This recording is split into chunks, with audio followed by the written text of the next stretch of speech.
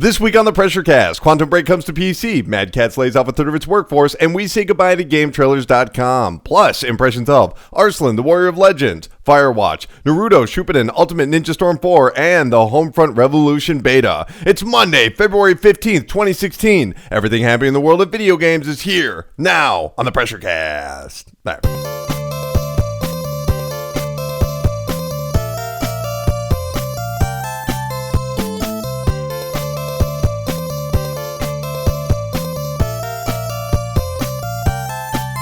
Hey, Pressure Pals. Welcome to the 117th episode of the Pressure Cast. VideoGamesAreDumb.com's weekly news panic that posts every single Monday on iTunes, Stitcher, YouTube, TuneIn Radio, and America's longest-running independent newspaper at ShepherdExpress.com. My name is Colin Two Coffees Tanner, and I'm hyped up and ready to ramble to you about some video games. And then across from me, straight from Destiny, Steve Guff. That's right. Have you guys heard of this game called Destiny? I just started playing it this week. We will get into Destiny when we get into the games of the week. We have so much stuff to get to this week. We got the earth-shattering stories. We've got the hype train. We've got the idiot of the week. We got Pocket Talk. We got the chart park. We've got thank you for the email, which, by the way, if you want to contact us, reach us at 954-947-7377 or pressurecast@gmail.com or at pressurecastpod. Also, keep in mind, if you've never watched the show before, we might want to explain this to you. Each week, PressureCast slices up the latest video game news, past, present, and future, and delivers it right into your ears in 2 hours or less through several sensational segments, starting off with... Oh no, here it comes, kabloom! That's right, it's time for the earth-shattering news. The internet. What's up with that? Home to many websites. Websites come and websites go. Sometimes people start blogs and sometimes they walk away. But sometimes websites get so big that the only way they end is when they are shut down by their funders, which unfortunately happened this week to GameTrailers.com. Yes, out of all the news stories that happened this week, I thought none were more important than the closing of Game Trailers, which was started all the way back in 2002. Brandon Jones, one of the co-founders, you always hear him doing the reviews. He's the voiceover guy, the very handsome gentleman there. According to their Facebook page, they were shutting down, but they also pointed out a few facts about Game Trailers. They said YouTube wouldn't be founded for another 3 years. Consumer live streaming was 9 years away. Today, game journalism is dominated by video, trailers, live gameplay, let's plays, and news shows. Now there are millions of hours of content available at any time on your PC, your game console, your TV, and your phone. Of course, when they started, everyone was reading magazines for the most part, or going to things like IGN and just reading text or GameSpot, and they really did change all of that. In 2014, they were acquired by Defy Media, which was a very interesting time for me because I actually saw that story the second it happened, because Michael Pachter tweeted out something. I wrote a story based off of it, and everyone said, you're a damn liar, because they didn't do anything. And then the next day they sold. And everyone called me a liar. It doesn't matter. That's a personal problem. Well, you are a liar. You just happen to be correct. I didn't lie about that. Yeah. Brandon Jones tweeted it out. Today's the last day of Game Trailers. I wish it wasn't so. I love all of our friends like family, our fans like family. Thank you for letting me do this job. And Game Trailers said that they were closing down on Twitter, and that's just what's happened to them. You know, I'm not kidding, and I'm not trying to sound like some Nostradamus, but I was actually expecting this last week. I was listening to an episode of GT Time, which is their podcast, and I was like, man, these guys are having so much fun. And I got the same feeling in my stomach when I used to listen to the podcast from OneUp.com, and I was like, oh, no. They're closing down. I knew it. I knew it in my heart of hearts. I knew it in my gut. This was the end of Game Trailers. I don't know how much. Did you watch a whole lot of Game Trailer stuff? I did when I was younger. And it's such a weird thing to witness because, you know, over the years, especially in the last 5 years, we've seen a lot of old guard video game journalism websites start to shut down. Right. And most of these websites, while they have started to incorporate more video content, more podcast content, things like that, they're sort of from the mold of old guard game journalism magazine. EGM, Game Pro. So, yeah, exactly. So when you see a 1UP go down, that's like the logical extension of like EGM, like you said, or like a joystick or something like that. And you can see joystick. those things happening because just like with print media, there's only a finite amount of readership out there. So, and there's a ton of video game websites. So it makes sense that some of these bigger, more expensive sites to run would have to shut down eventually. But Game Trailers sort of marks the first time we're seeing this second wave, this Web 2.0 version of game journalism shut down. And like you said before, they were incredibly important, integral even, I would say, in pushing the first wave of video game YouTubers. So without Game Trailers, you don't have the Angry Video Game Nerd. You don't have Pat the NES Punk, because these people existed on YouTube, but YouTube 13 years ago, or I mean YouTube a decade ago, whatever, not 13 years ago, a decade ago, it wasn't the same. It was this kind of weird nebulous thing, and Game Trailers was able to take all this video content and say, look, this is what you can do with it. And it's sad because now when you look at the state of what game journalism is and what kind of popular video game content is out there on the internet, it's just Game Trailers. So Game Trailers literally fell apart because everybody is doing what they have already been doing. Absolutely. And what's interesting to me, though, you pointed out Angry Video Game Nerd, but you got to remember, he was actually part of Screw Attack at that time. And Screw Attack was something that Game Trailers really brought to the forefront, which ironically, Screw Attack is now merging with, Rooster Teeth, and creating a brand new site. But the ironic part is that, you know, if you look at Game Trailers' YouTube page, they're beaten by Screw Attack. Screw Attack brought in more viewers consistently than Game Trailers, even though Game Trailers really created that foundation. And that's the sad thing about it, is that they seem to be doing everything right. They weren't producing written content, which is something that websites like IGN and GameSpot and a lot of other websites can survive off of, because it takes talent to write. You know, writing videos and editing them, of course, that takes talent, but I would say that actually turning a phrase properly is more complicated. Communicating efficiently through the written text is more complicated than making videos in a lot of ways. But Game Trailers said, no, we're just going to do all videos all the time. That's all we're going to do.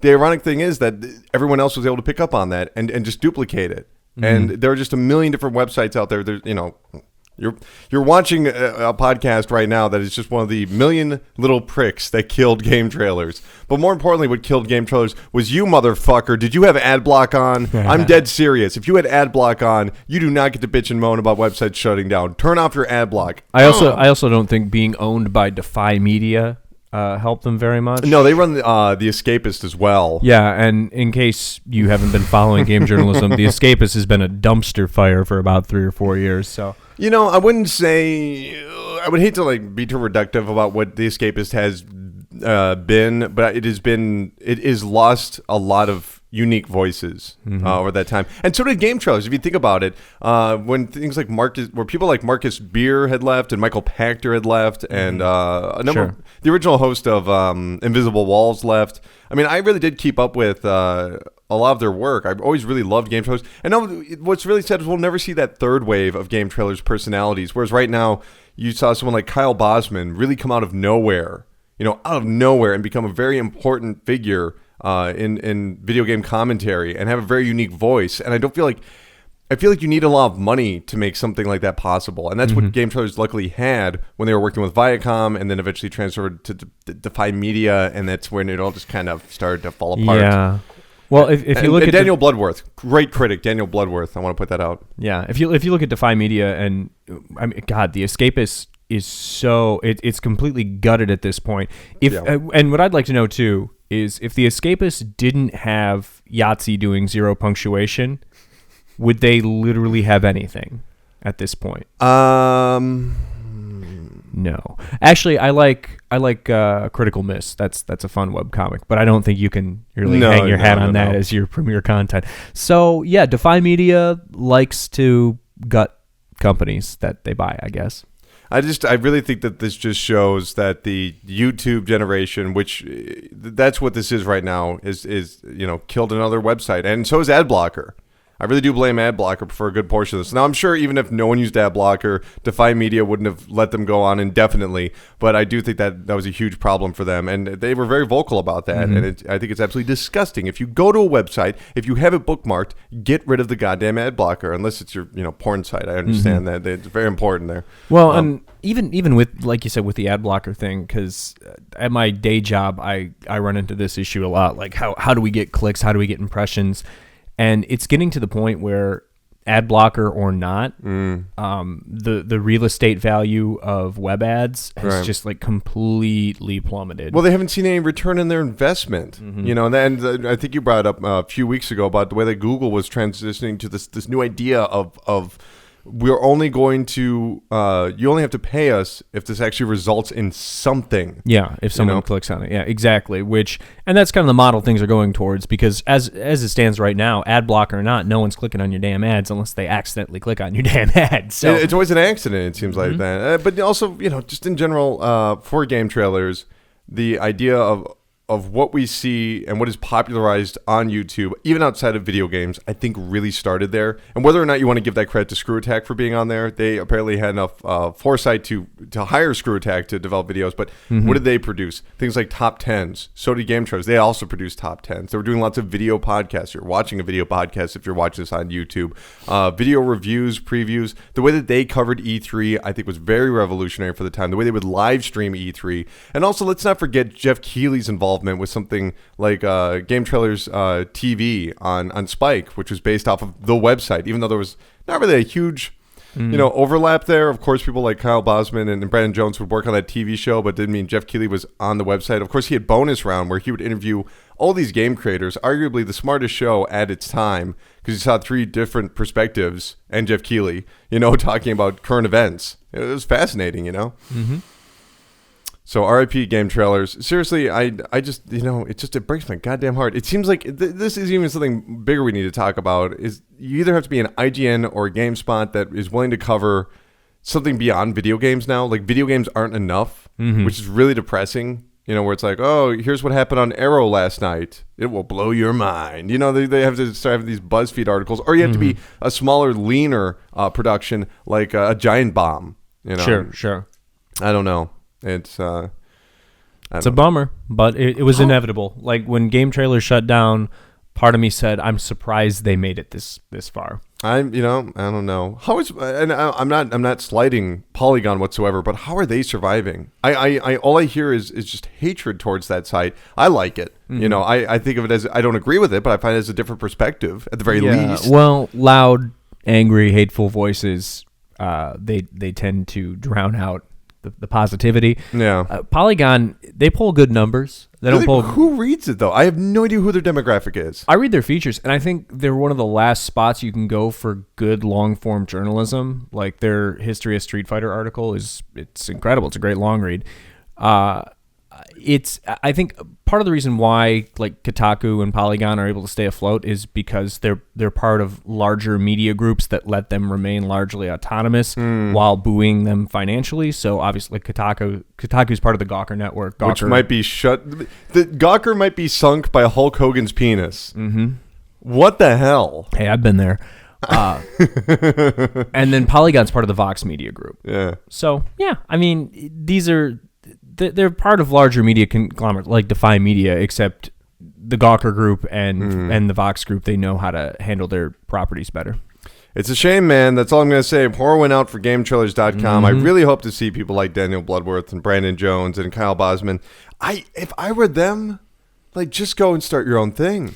Yeah, these guys are going to be fun, especially because of the format they work in. It's like, oh, they're probably already on Twitch and YouTube right now. They're setting up their Patreon accounts. They're going to be fine. They're going to be perfectly fine. And that's where we need to, you know what, that actually speaks to a kind of a broader issue, is that Patreon is the brand new, like, ad revenue. It's just like, hey, please pay for this. And it's weird because I'm kind of concerned where the threshold is for Patreon, where sooner or later people are just going to be, it's almost too a la carte in a way, that maybe they're going to get a little fatigued by being like, oh, okay, I'm paying out money to this guy who does videos on Batman. I'm paying for videos on this person that does video games. Here's a podcast I really like. I'm just concerned about where that's going. You almost kind of need a Patreon co-op. I don't know. I'm worried now. What can I say? All right, well, that's all the bad news we have for you this week. Goodbye, game trailers, and everything's going to be destroyed soon, and all you're going to have are people screaming on YouTube into webcams, so good luck with that. And here's a montage of Game Trailer's greatest hits set to Time of Your Life by Green Day. All around me are familiar faces. We couldn't get the rights to Now we can. All right, And fantastic. we hope you had the game trailer of your life. God, what a great site. So, very sad. We're all doomed, and everything's only going to get worse. All right. Uh-oh. Here it comes. It's coming. Doot, doot. That's right. It's time for the Hype Train. Feel the PR vibrations as we barrel towards Video Game Satisfaction Station on the Hype Train. This is the part of the show where we talk about all those upcoming video games to get you hyped up to spend all your money on pre-orders and end up homeless on the streets. I really do need to make that a more flowery and happy statement. I have not figured that out yet. There's nothing very flowery. PR is very cynical, let's be honest. Okay, fantastic. Well, let's... all right, before we get into the Hype Train, real quick, there are rumors that Knack 2 may exist. That is all I really know. I didn't copy down any more notes. There might be a sequel to Knack. Well, and I hope you put this in the Hype Train, but he lied when he said that Game Trailers is the biggest story. Here's the biggest story. Colin Tanner's favorite game of all time, Yorby, Life's a Bolt. Is 39 cents. Do not buy that game. When I was going through the thing, I'm like, oh, cool, Borderlands on the Vita for $3.99. I'm going to buy that. And then I'm like, Yorby, 39 cents. Yorby, Episode 1, Life's a Bolt, or Payback's a Bolt, I can't remember, is the second worst game to come out in 2015. Or maybe it was the third worst. I don't even remember. I feel like Jack Nicholson in The Shining, where it's just blind rage, where you can't even, you're just swinging I think wildly. Toro was on there too. It was discounted. Toro is the worst game. It was down to like $14.99. That is undoubtedly the worst game. That is undoubtedly the worst game. They of last year. released a Steam port of it, and I watched some gameplay footage, and it looked like a PS2 game where the controls didn't work. Do not insult the PlayStation 2. Yeah. It was clearly utilizing the emotion engine. Yeah, my emotion of fucking anger. But yes, there might be a sequel to Knack. We don't really know anything else about that. Of course, that was the game that was developed at Sony with Mark Cerny overwatching it. At the same time, he was the lead architect for the PlayStation 4. Maybe we'll finally get the first Knack on PlayStation Plus like all those whiny babies want. Why do they want to play that game? It's not fun. They just want a AAA $60 game to be on PlayStation Plus for the PlayStation 4. Go figure. Okay, let's get into the real news. Doot doot. Ubisoft has absolutely confirmed via their blog that there will be no new Assassin's Creed game out this year. And here... Except for the 4 they've already released. They're not mainline. Hear me out. Here's what they had to say. Since the release of Assassin's Creed Unity, we've learned a lot based on your feedback. We've also updated our development process and are recommitted to making Assassin's Creed a premier open-world franchise. We're taking this year to evolve the game's mechanics and to make sure we're delivering on the promise of Assassin's Creed's offering unique and memorable gameplay experiences that make history everyone's playground. Whoever wrote this, use some commas. Jesus. I don't even Break know. up these sentences. Well, according to the CEO of Ubisoft, Yves Guillemot, he says that he's actually quite pleased that there's no game out this week, especially because there's going to be a movie, and the movie guys are also happy. According to him, quote, the movie guys are extremely happy that we don't have a new game because they will have the full year marketing space that they feel they will be able to do a better job at promoting the movie. That doesn't sound good, Yves. You might not want to say it like that. Like, oh, they're really happy there's no game coming out this year. That way they can control the marketing. I don't know, man. We knew about this because Kotaku reported on this. And Kotaku has somebody inside of Ubisoft, or at least a few different parties inside of Ubisoft that are willing to spill the beans. We heard these rumors that it's going to be in Egypt and that it's going to have a Witcher-esque feel.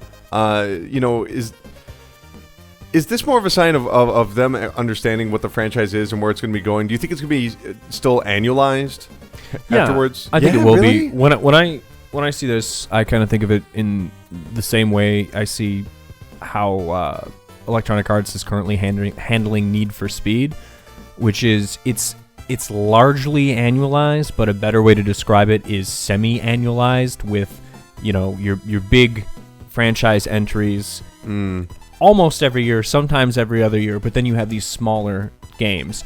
And does that help the series? I don't know. The new Need for Speed is not fun. No, it's very boring. It's very sterile. But at the same time, like, is there going to be a new Need for Speed in 2016? I don't know. Maybe they'll announce one at E3. But I do know that there's like a free-to-play MMO coming out with cars or some shit.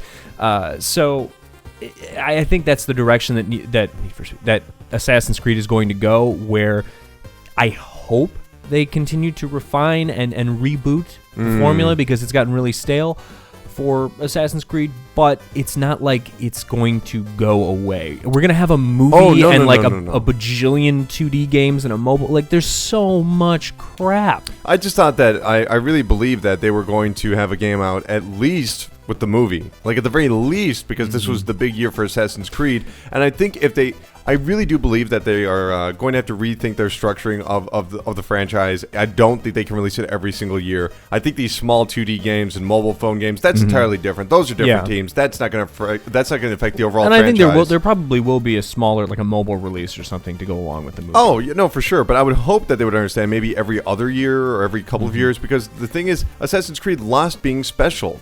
Like, within 3 entries. That's the craziest part, where people are like, oh, okay, another one? Oh, another. Hey, we got another one next. Oh, my God, what's happening? I don't know why video games haven't learned yet. Yeah. Again, think of any other media industry and think of, okay, can an annualized movie franchise continue to exist year after year after year after year ad nauseum? Like, how long can you do that for? I think that you can. I think it depends on the franchise. I think you can get away with something like a Call of Duty, which essentially it's a competitive game, so that makes it a lot easier. Yeah, Call of Duty is more of a sports game than anything else. And I think you can get away with releasing puzzle games every year, like they did with The Room on iOS, or what you see with something like Castlevania, where they had a number of games annualized, where you either have to be the best in your field, or you have to be very unique. And that's the problem with Assassin's Creed, is it's really neither, because so many other games have incorporated parkour into their game systems that it began feeling dated and weird. Sure. Even something from like 2009, like the Saboteur, had better parkour, I would say, than the majority of Assassin's Creed games, which is really troubling. Yeah, well, and even, I mean, you mentioned Castlevania.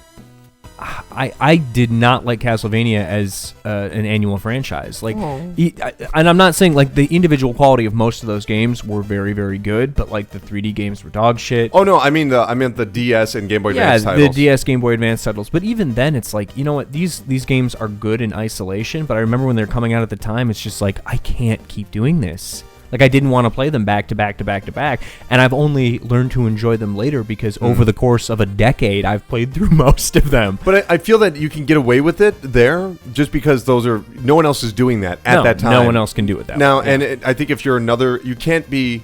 The only reason that Battlefield can get away with what it does is it's because it's the second best. But once you get into like, we're the third best annualized shooter, it's like, don't bother. This is not worth your time. Like, they could not analyze Rainbow Six. They couldn't do that. They're essentially cannibalizing their own sales too, because what is Watch Dogs? Yeah, well, okay, you want to get into that? Basically, yeah. Let's get into that. They have confirmed that there's a new Watch Dogs that's going to be out. According to the third quarter financial report from Ubisoft, Ubisoft will launch, quote, Hacker's Creed. Ubisoft will launch a very high quality lineup, including For Honor, which most people don't even remember. That's that Melee game. That looks kind of interesting. Kind of looks like Chivalry. South Park, The Fractured But Whole. Tom Clancy's Ghost Recon Wildlands, which, oh man, I'm actually kind of excited for that. And the next installment of Watch Dogs. They also mentioned that there will be a brand new AAA IP launching in the next fiscal year. No information on that. They also had to deny rumors that The Division is being held back on PC to make the console versions look better. That's just a rumor. That's why we're not going to actually cover that story, because it's stupid. So we'll have to wait until the game comes out, and then maybe there'll be more validity to it. So we know that they're going to have this new AAA franchise coming out the next year after that, which is interesting because that'll be presumably the year that there's a new Assassin's Creed. We know that this fall it's all about Watch Dogs. I mean, I don't know about you. I'm actually very excited to see what Watch Dogs is going to be. I don't know if I'm excited to play it, but I am excited to see what they come up with and what they learned from the very first game, which had a ton of potential, didn't deliver on 50% of it, I would say. Is this a company that ever learns from the past mistakes of franchise games? I don't know. They made a okay. They are. I feel that they are a team that's very good at sequels. They are very good at part twos of things like Assassin's Creed 2 or Far Cry 2. Far Cry 2. Sure, you know they're not so good at the initial games. Rayman Origins, you know, arguably that's the second 2D Rayman. Just putting it out there. Except for Rayman 2. That was 3D. I don't count. 3D garbage. I hate the 3D Rayman games. Yeah. I do. I really don't like them. I would hope that with Watch Dogs 2, they understand that we don't want that intrusive online mode where you're in the middle of something and then some, dickhead is in your game messing up everything for you, and it's like, well, you should turn that off, bro, if you don't want it. It's like, no, why would I ever want this? This is a bad idea. Mm-hmm. And hopefully they understand that, the way that the hacking system worked, maybe make you a bit more powerful, but also make maybe some of the later games enemies more powerful, because it felt like just taking out anyone on the street, you're just messing around with, I don't know, traffic lights and bursting steam pipes. And even when you burst steam pipes, you would actually get rid of that morality system. That's what I want to see them get rid of. Why do they even have that in the game? Oh my god, I don't know. That game actually makes me kind of angry. It's pretty shitty.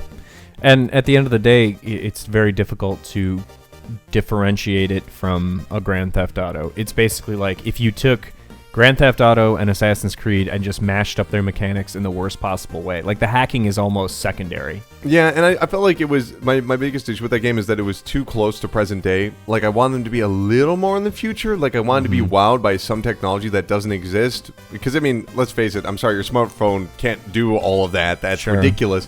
I'm blowing up steam pipes with my smartphone. No, not possible. I just wanted to see something more like, I don't know, weird helicopters that the president gets out of, weird stuff like that. I want something more high concept. I guess, yeah. I think that's the problem too. Like, when they revealed that game, my thought was, oh my god, this game looks gorgeous, and also it's like an open world style game where you have to use your head, and it's almost like puzzle solving because you're not shooting people, you're just doing this hacking, and then all of a sudden I see the gunplay, and then all of a sudden I realize that the graphics aren't real graphics, and I'm like, oh god, everything that I thought is just crumbling. I would love it if they had no guns the next one. Oh my god, no guns for Watch Dogs, please. The villains can have guns. You can't have a gun. Yeah, exactly. But you should be using that nightstick thing, swinging around in the darkness. I would actually prefer if it was a stealth game. I wish it was a stealth game where you were just a hacker, and if you had to engage in physical combat, it would be like, what if you actually had a hacker who tried to punch someone? Why not just but just like rip on. Well, I mean, you do want him to be big and strong because that's what they wanted to show on the box. But they, I really wish they would borrow more from their own franchise, like an Assassin's Creed, and the idea of escaping rather than confronting in combat, or maybe even Mirror's Edge, where you should be escaping these police rather than shooting at them and shooting at helicopters and shooting grenade launchers. It's like, no. You're so much more powerful than that. And there's so many games that do that already. I'm over it. Shooting a helicopter with a grenade launcher is no longer exciting for me. No, it has been exciting since 2008. So, I don't know. We will talk more about that when it comes out. Yes, we will. Well, and also the preview coverage. We'll have a lot of stuff to talk about. Doot, doot. And that was the first open and bit right there. That took a little while. Hey. Yoshinori Ono. You might remember him from Street Fighter. He's the guy that brought Street Fighter back from the dead when he helped produce Street Fighter 4. Well, he was talking to the Daily Star, and he said, quote, "I've spoken internally with people who made Onimusha with me originally and talked about maybe how interesting it would be to revisit that series. All I can do for now is reassure fans that conversations are happening at high levels." Onimusha HD collection, please. Dude, that's why I went out and bought all 3 Onimushas. I was like, oh, they're going to come out with an Onimusha. I should do that for Live Dive. Like, I knew in my head. I was like, nah, that's happening. I went over and picked them all up for $20. Fantastic deal. You can play it on your backwards compatible PS2 or PS1, but whatever. A brand new Onimusha game, especially after, what was that? Was that Tokyo Game Show where they revealed that footage of, whatever it was, Team Ninja's kind of Onimusha-esque game, whereas it looked like a combination between Bushido Blade and Onimusha. Do you think there's real appetite for, I don't know, what is Capcom of today going to produce now that because if you remember correctly, Onimusha was Resident Evil with swords initially, and it grew into more and more of an action series. What does the Onimusha of today look like? Is it a third-person, back-of-the-camera kind of situation where, I don't know, it resembles Ninja Gaiden, or it resembles Metal Gear Solid Rising or Metal Gear Rising? What would they even be today? Yeah, I think today it would be kind of. All right, so Operation Raccoon City, like that was swords. That's what Capcom would do. No, thanks, Steve. Thanks for just dashing my fucking hopes and dreams. I mean, but like seriously though, if you're conceiving of how Capcom would create a structure for this game, it seems like because the subsequent Onimusha sequels move further away from like that kind of horror backdrop into more of an action-oriented game. Right. The logical end game in a 2016 AAA space where Capcom is still sort of detached from reality, it's Operation Raccoon City with swords. Now, do you know what's the funny thing about it? Onimusha actually created its own problem for how they could adapt it today. It created the back over the right shoulder camera angle. Not directly. It's not in any Onimusha game. But Shinji Mikami was playing that game. He's like, these camera angles suck. So when he made Resident Evil 4, he's like, all right, here's this new idea. Changed everything. So I don't know. I would really appreciate new Onimusha. What's that Resident Evil game that's coming out that's not Operation Raccoon City? That's basically Operation Raccoon City. Yeah, I can't remember. I already forgot what it's called. It's like Mercenaries. It's so or forgettable. something. Yeah, Resident Evil Action Time. I guarantee there will be a new Onimusha game that uses that engine. You watch, Pressure Pals. You watch. You watch. All right. Doot doot. We got more Street Fighter information, namely that Alex from Street Fighter 3 has been confirmed as the very first DLC character. Important to note that Street Fighter 5, they have said, will not have any sort of special editions or whatsoever, and that also these DLC characters can be purchased with fight money. That's the money that you earn from playing people online. So that's where's Sagat, man? Give me Sagat and I'll buy your stupid game. Oh, you cheap, yeah, cheap. High fireball, low fireball, knee. I cannot. Street Fighter, man, I'm pumped for it this Tuesday, especially because they put out the video why play as M. Bison, and everyone has these new tech abilities that are unique to their character, and M. Bison can just catch projectiles, and it powers him up, like it fills his super meter. It's amazing. They're just showing Ryu shooting fireballs, he's just catching them, and then eventually he does his Psycho Crusher. I don't know. I'm sorry. Let's move on. Nerd. Doot doot. Quantum Break. Yes, Quantum Break, the Xbox One exclusive, is still an Xbox One exclusive. However, it will also be coming to PC on April 5th with the Windows 10 edition. No confirmation of it coming to Steam. Here's the best part. God, what's it going to be? Games for Windows Live? If you hear this out, though, if you pre-order the digital version of Quantum Break on the Xbox One, you're getting that PC game, that PC version, for free. That's interesting. So it's like cross-buy, but yeah, yeah. So that's what they're just gonna. That's interesting. Although I don't know why. I can't hear anything you're saying. Why, I'm sorry. I'm trying to think. It's okay. If you have the Xbox One version, like I can understand cross-buy, like, oh, I got this game for PS4. It's this little indie game, but I can also play it on my Vita, so I can play it on an airplane. Right. Okay, that makes sense.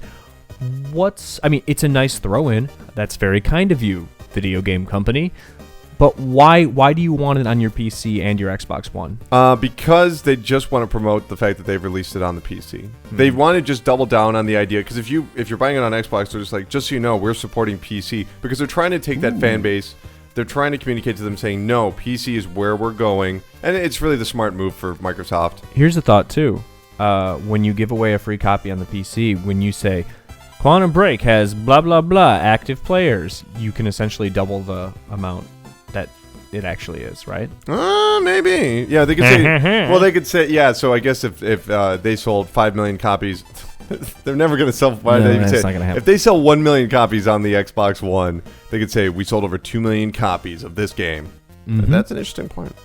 Doot doot. We have some new backwards compatible games on the Xbox One. By the way, Red Dead Redemption is not on the list because that was actually just a beta test and they already took it down. You can't do it anymore. Damn it. Here's the games: Lego Batman, Sam & Max Beyond Time and Space, Trials HD, and Alan Wake American Nightmare. Cool. Which is not Alan Wake. It's the other game from Alan Wake. Of course, the studio behind that, Remedy, is making Quantum Break. So that's kind of exciting. If you're into that. Very good. Doot doot. Amazon, this probably belongs in the chart part, but I just felt like, well, let's put it over here. Let's throw them a bone. Let's throw the hype train a bone right here. Amazon has announced Lumberyard. Lumberyard. What is that? I gotta get that microphone. I don't know what's going on. I don't know what happened. I'm sorry. I don't know. Lumberyard. It is their 3D game engine. It is free. It's a stupid name for a 3D game engine. It is free. It allows you to make your own games, blah, blah, blah, blah, blah. They're talking about beautiful worlds, realistic characters, stunning real-time effects. But they've also created Amazon Game Lift, which allows you to host your multiplayer games, and it will only cost you $1.50 per 1,000 daily active users. All of which has native Twitch streaming built in because Amazon owns Twitch. Ooh. And that's it. That's what we know. Do you think Amazon really has a chance of taking a crack at something, say, like Unity? These are free services. They won't charge you until much later on. Unity has the exact same structure, you know? Sure. I think part of it depends on how easy it is to port Lumberjack to different platforms. Lumberyard. Whatever. What'd you it's call called. it? Lumberjack. I like that. That's a great place to get pancakes. Tree Time. Yeah, so I think the ability to port it easily, like Unity, you can run Unity on anything. It's very easy to adapt. It's really, really easy to work with. They got right on a 3DS. What more do you want, kids? Yeah, if it's easy to port over and they're proactive in reaching out to developers and it's easy to work with, I think they have a chance just because the sort of fringe benefits, the perks there are nice. They're nice. I mean, I assume that Lumberyard is at least going to get a lot of people paying attention to it that's in the development community, because that's a big deal, especially when you hear about how cheap and affordable this is. I should mention real quick about that Game Lift, that, you know, it's only $1.50 per 1,000 users, that you would still have to pay for Amazon Web Services. And, you know. I think a big part of this, too, is Amazon going to get to a point where they can play nice with Google? No. Because if they can't sort that out, then they're going to have a problem. The Amazon Marketplace, so the Amazon devices, right, they run a modified version of Android. However, unless you sideload apps from the Google Play Store, right, you can't access the Google Play Store. So there's stuff that you just can't get. Like, there's no Google Docs app for the Kindle Fire or anything like that. So if it gets to a point where these developers have these games, but they can only be played on like Fire devices, then all of a sudden all those perks don't matter anymore. So unless you can work it out so it's easy to port over to the Android marketplace and Google's not going to throw a shit fit, then you got a problem. You know, I have to admit, I'm not a programmer. I'm not proud to admit that. But I assume that they're probably...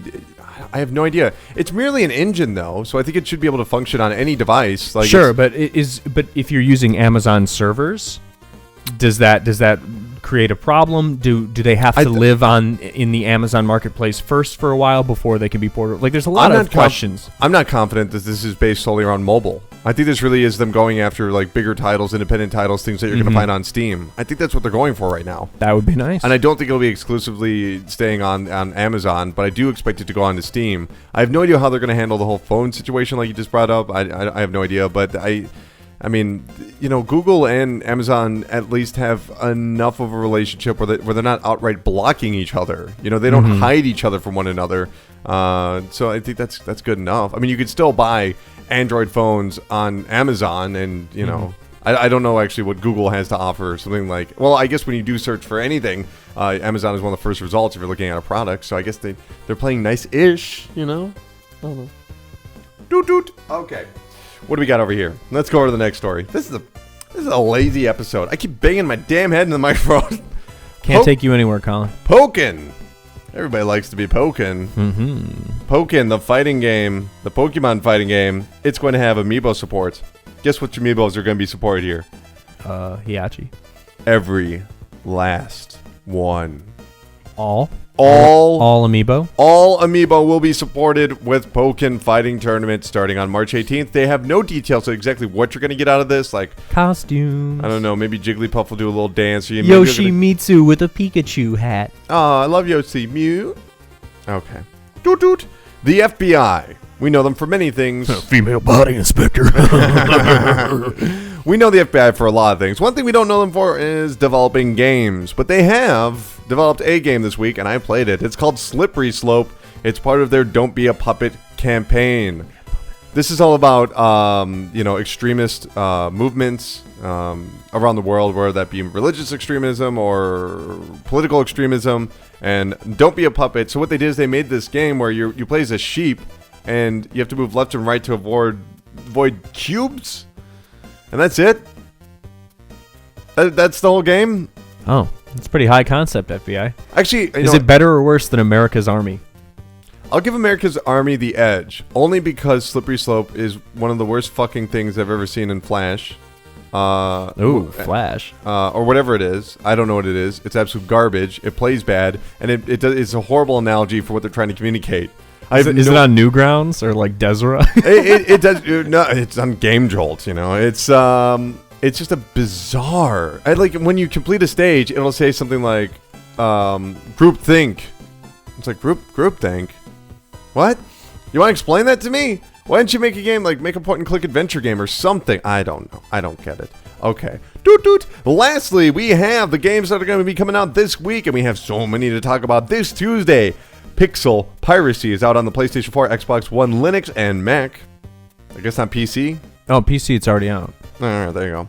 Return to Popolo Cross, a story of seasons fairy tale on the 3DS.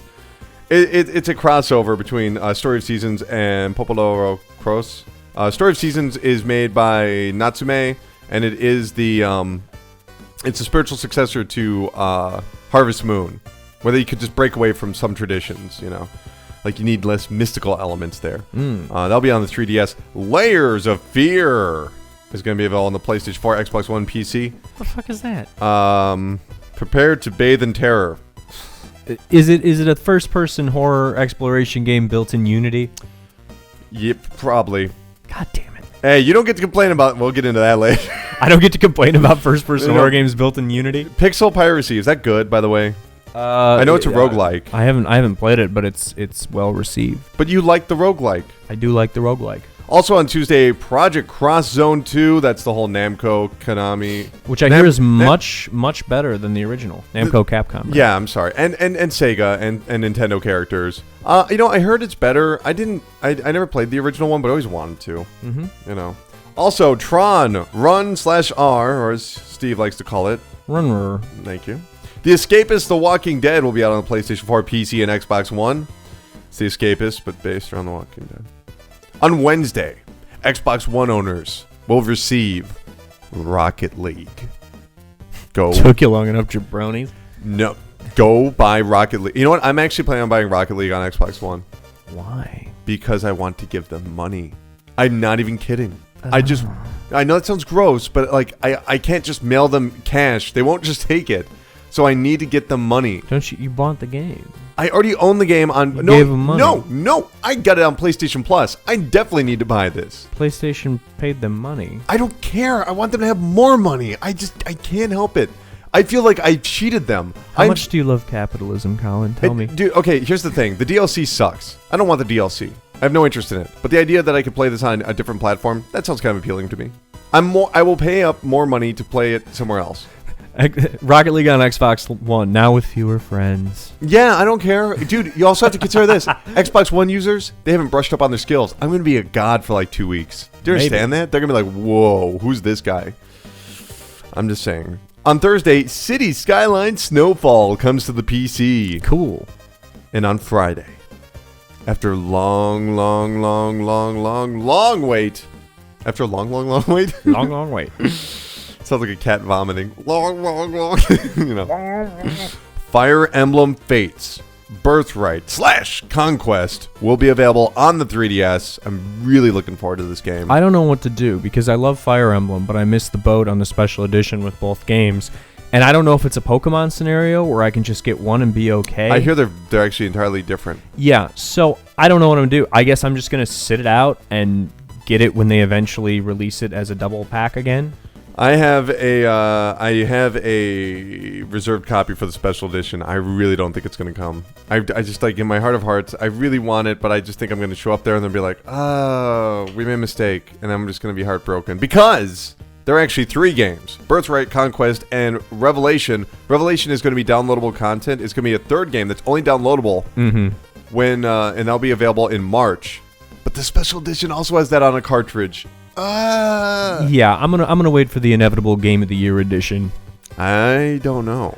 I know It's because there's Nintendo. Exactly. And let me tell you what Nintendo does. If they have a franchise, Genesis does. Let's talk about what Genesis does. Yeah, let me introduce you to my good friend Pokemon Yellow. Oh man, wow. What a good friend. They have a history of they can't break things up like this and then not put them together. In I some hope sort of a I hope package. you're right because I think it's incredibly unfair that they put that only as a special edition. Yeah, it's kind of shitty. I don't even want the art book. I don't want anything else in there. I just want all the games on a single cartridge. That's all I wanted. I'll wait it out. I hope you're right. Okay.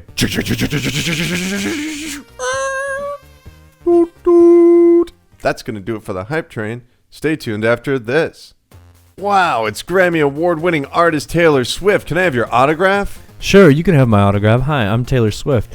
I'm so approachable, and I'm on Instagram, and I'm just like one of the girls. Wow, what are you listening to, Taylor? Oh my god, I only listen to myself. But let me tell you something. If I'm gonna give you this autograph, you got to do something for me. Yeah, anything for you, Taylor Swift. Okay, first thing I want you to do is I want you to rub my toes. After you rub my toes, I want you to go on iTunes, and there's this thing called the Pressure Cast, which I don't listen to. I only listen to myself. But if I did listen to podcasts, I'd listen to the Pressure Cast and give them 5 stars, which is what I want you to do. That's quite a non sequitur, Taylor, but anything for you. You won Grammys. Good, now get to these toes, big boy. See you later, skater boys. Welcome back to the show, everybody. Welcome back to the show, everybody. Steve, it's time to talk about the games of the week. Yeah. You were playing Destiny, Yeah, I've been talking shit about Destiny for a long time. and rightfully so. When it launched, there were a lot of issues. A lot of the information that I think would be important to players above the age of 12 was left out. Yeah, so after some badgering from you and Justin and some of my other friends, I finally jumped in, and I gotta say, I played for like 6 hours straight yesterday, and I had a great time. That I is had so- a lot of fun. I that's- really am enjoying it. I love the gunplay. I love the variety of weapons. There's a lot of nuance that I didn't expect, and at the same time, it feels accessible, unlike a lot of kind of MMO style games that I played in the past. So what is your super ultimate power or whatever? Do you have the glowing gun? Do you slam on the ground? Yeah, I got I'm the glow gun guy. I guess I was Dude, it a hunter. That's me and Justin and you all have the exact same one. Because who does not want a golden gun coming from the heavens and just blasting away creatures? It feels so satisfying when you get that. It is really nice. I like it. That's fantastic. I know. I'm having a great time. So my game of the week is something that the rest of you have been playing for months. Fantastic. Well, let me tell you about the games I was playing this week. Let me start off with, I don't know. Hey, let's just go right here. I played the Homefront: The Revolution beta, which is the sequel to the original Homefront. This is just a beta. The original game, of course, was published by THQ. THQ closed. Deep Silver purchased the rights to the property, handed it over to Crytek. Crytek did what they did and then stopped paying their employees. And then Deep Silver was like, hey, employees, why don't you come into our building where we'll pay you? Like, they literally moved them to a different place and just started paying them regularly. But yet it's still being built on Crytek, which has to be so awkward, I imagine. Yeah. And so they put out this multiplayer beta, and when you think multiplayer beta, you might assume that it's playing against other players, but this is actually a co-op beta. Oh. And it's incredibly strange because, of course, this game is going to be open world. That's the big deal with Homefront: The Revolution. We're just going to say Homefront 2 from now on, okay? So I don't have to say all that. Or we could just call it Homefront because I think everybody already forgot about the first game. I did play the first Homefront, and I understand that it wasn't a classic by any means, but I did like some of the ideas there. But as someone who actually has read up a lot about North Korea, it was a stupid plot. Like, the entire plot's ridiculous. And It was originally supposed to be China, but then they thought China would get angry, so they just changed it to North Korea at the last minute. which is the exact same thing that happened with that remake of Red Dawn, funny enough. But either way, so this co-op mission thing, it's, oh my God. Okay, I have no idea what's going on in that beta. There's all these like areas that have stars on them on a mini map, and you run over there, and then things just happen, and soldiers show up, and you shoot them. But if you don't go there, there's other soldiers elsewhere, so everyone just ends up shooting soldiers, having no idea that they're not actually where the action is taking place. You know what I mean? They don't know that. It's really confusing for everyone. Maybe it's because it's a beta. They had to segment the open world, so it's not obvious to them that this is sort of like playing Far Cry, where of course there's going to be enemies everywhere. Also, basically, you pick from a shotgun, a single shot rifle, or an assault rifle, and you just kind of go places and shoot people until there's no more people, and then someone says go somewhere else, and then you run over there, but half your team stayed behind because it just does not give you any sort of UI, no clear signal where you're supposed to go and what you're supposed to do. Like there's a point in this one level, and I played the level a couple different times, where you have to run over to this Wendy's. Like, it's basically Wendy's. They call it Willow's, but it looks just like Wendy's. It's got the girl with the red hair. It's actually some pretty interesting design. You run over there, and then the person says, "What are you doing? You don't even have enough support. Get back here." And you have to run literally like a city block back, which is only like 5 seconds. But then nothing happens. Then trucks drive up and you shoot them. And it's really bizarre. It's like, shouldn't there be some sort of event that provokes you to run back there? But instead, it's just you run up a city block. You start there. You run up a city block. It says, "What are you doing? Come back here," and you run back. Yeah, it feels like you're doing something wrong. Oh god, instead of being like that game drives design. me nuts. I hate bad design decisions like that, and I think this is a problem with kind of the story modes and first-person shooters over the past 5, 8, 10 years. Call of Duty games have a lot of problems with this, where it's just like, okay, do the thing, and you're like, all right, I'll do the thing, and then they're actually, I kind of want you to stand 5 feet to the right, and then you did the thing. It's like, no, that's if it sounds like I'm being vague and obtuse here, I don't mean to be, but that's really what this beta is. And people point out there are some glitches. I did a first hour on it. You can check that out right now. And there's not too many glitches there. The frame rate is horrible, absolutely horrible. And the game's too fucking dark. Like, it's too dark. I turned up the brightness all the way, and when I record, I have 2 monitors. I have a TV, I have a monitor, right? And the monitor is always cranked up way brighter. That way I can actually, like, read if somebody's, if I'm live streaming or whatever. I couldn't see anything on the TV. And so I look over at the computer monitor that's brightened up all the way, and I had to squint to see something, even though it was also in full screen. I was like, what the hell is going on in this game? Jesus. And so that was the first hour, right? I was like, okay, this is pretty bad. The basic mission, there's 3 different missions. One of them was follow this truck and don't let anybody blow it up, which I've never completed because it always blows up, obviously, because they didn't design it properly. I hate escort missions. I know, it's a fucking escort mission. So I was like, okay, that wasn't great. Whatever, it's just a beta. And then I went back later that night, last night, and I live streamed some more of this game, and this is when the real issues started creeping up. And I'm probably going to download the video and cut it up and put it back online. There were just all these sound issues where there's a sound effect when you take out your knife that's like, shk, shk, shk. And it was happening all the time when I was by myself. No, there weren't any teammates. There weren't any enemies. It would just happen randomly. There was this point where I walked into a wall and it started to sound like I was firing a machine gun. And I would look down and just have my feet touch the wall. And it was going. There was this point where there was like this jet ski sound effect that was happening when I was walking around. Nothing's going on that's provoking this. Where it's like no reason. Guns were firing. Like my gun was making a firing sound effect when I was not firing it. And I like for a good minute and a half, I'm just walking down the street and just bam, bam, bam, bam, bam, because it's allocating the sound effect of another player to me, even though we are literally a mile apart. All right. There was a point where I started stabbing this door with a knife, and it was like another dimension would open up and spew out little wood chunks. Like the wood would just fly out directly at my face. Like it was spitting wood at me. I found my teammate in the ground. He was standing and his knees were in the ground and he needed help. He needed assistance. God, what else? I was inside this building, right? There was a truck. This is going to be kind of hard to describe. There was a truck that was pointing its headlights towards me, right? And I was inside the building. The light was illuminating the entire, the inside of this room that I was in. But if I would turn my face away from the headlights would disappear. Oh, that's weird. And when I would look back even slightly, the headlights would be back on. So unless I was facing... it was like a Boo in Mario where it was only active, or... Yeah, the opposite of a Boo almost. And this would happen a lot. There's something with its lighting engine and its shadow engine that freaks out when you look at it. Because the same thing happened with these trees. The shadows of these trees during daylight would just vibrate like crazy. Like they were freaking out and flickering. It is just and I'm not saying this is the final game. It's not. This is a beta. This should not be a final judgment on the overall product. But this beta is a fucking mess. It's a mess. I was actually very surprised when they announced that there'd be a beta for this game, only because it's had such a troubled development cycle. And on top of that, Deep Silver isn't a company that you automatically associate with high quality products. No. Shout out to what is it, Ride to Hell Retribution, or well, and even what we saw with something like Saints Row 4 and its expansion pack, Get Out of Hell, that didn't feel exactly the way it should. And I mean, more power to them. I hope that they actually deliver a good product. At least they pay their employees. They do, and when I look around at that city skybox, I'm like, I could see the art in here. This looks like some good artist work here. This is good visual design.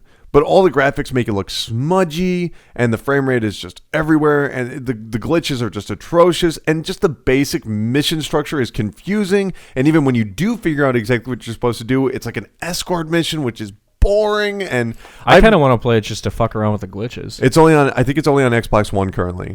That's where I played it.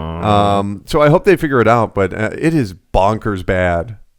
Just bland and boring and confusing, because they can fix all the glitches, they can fix the graphics, but that mission structure is where I'm just like, I don't know, guys. I think you're stuck with this unless there's something else that's missing here. Unless it's basically like cutting up that open world with just doesn't work as a beta. Maybe that just doesn't work, and they made a big mistake by even having this beta. Could be a Destiny situation. I like the beta of Destiny. You would. I did. I thought it was fine. I liked it better than when the game came out. I was really disappointed because it seemed so small.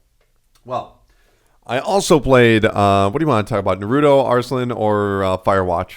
I want to hear about Firewatch because I bought it, but I haven't played it yet. Firewatch is a walking simulator that is a game where you are in the woods and you walk around, and yes, that's it. There's a story, but if I talk about the story, what's going, basically, this is actually kind of, it's very unique for a walking simulator, as there are no other non-playable characters. Oh, right. Oh, I guess they all do that. Okay. No. There's someone that's actually, you do. I was going to say, I thought the entire story was driven by the conversation you hold with the person over the walkie-talkie. So there is an NPC. There is a person that is talking to you through her journals.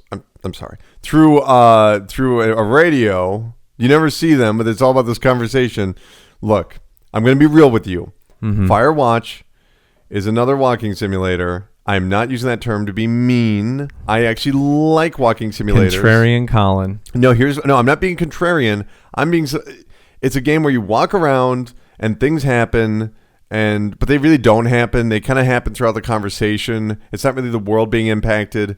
And yeah, it's really not good on PlayStation 4. The problem is the frame rate. It's horrible. And there are some glitches that are just inexcusable. Like I fell through the world. Like I literally fell through the world and looked up and just saw all the trees in the sky, and it's I don't want to say what the story is because a lot of people want to play it, and we have an email later up from Aaron that we'll have to talk about when it comes to walking simulators in general. But I just feel like this narrative here, the story that they're trying to tell, isn't all that interesting. And that if you're going to have a game that's really exclusively based around narrative, you need to have compelling characters. You need to have a story that pulls, or you need to have a story that pulls you in, or you need graphics that are stable enough to make you feel immersed. They give you that sense of presence. And for me, it just doesn't hit any of those. And don't get me wrong, I liked Gone Home. I like 30 Flights of Loving. I like Everybody's Gone to the Rapture. This time, it's like, nah, man, you're late to the train here. You your technical problems are just too much, Yeah, that's interesting because I thought about buying it on PC, but I think, but I didn't. I just bought it on PlayStation Network just because I was looking at the flash sale and I was like, oh, it's a couple bucks off for PlayStation Plus. I might as well. I hate to say it, and I've heard some other people that are raving about this game, and I have no idea where they're coming from. Where it's like, buy a book. This story isn't that good. You know, Well, I mean, couldn't you say that about like literally any video game if you wanted to? Yeah, like, but I don't know if that's a fair criticism of the narrative to say that books are intrinsically better. Like, I don't think it's the form necessarily. I don't know. I'm gonna play it this week, and then we'll be able to talk about it next week. Sure. I mean, for me, the biggest issue is if you're going to build something around a story, you should have something to say. Or if you don't have something to say, you should have nihilism or something. I don't want to say. I take that back. I don't want to say should. But it would be preferred. You know, you want to put something. If you're taking away something, you have to replace it with something else. You do. You really do have to replace it with something else. And if it was just gonna be walking through the woods and being like, "Wow, nature, that's really cool." That's not what the story is. That's Proteus. That is Proteus, which I would say is better. This, for me, it's just there's too many technical issues. The story's kind of bland. The voice acting is good. I'll say that much. I've also heard that like. You sort of have some agency in the kind of conversations that you hold with the person over the radio. Like you can ask them basically anything. No, it's a conversation tree that you pick from what you want to say. But like and how you respond. you have moments when you can shoot. Like if I see a rock or something, I can talk to the person on the radio about the rock. Or like how does it? Very early on, yes, and that goes Okay. away very quickly. And Okay. it's just kind of. I mean, and there's some.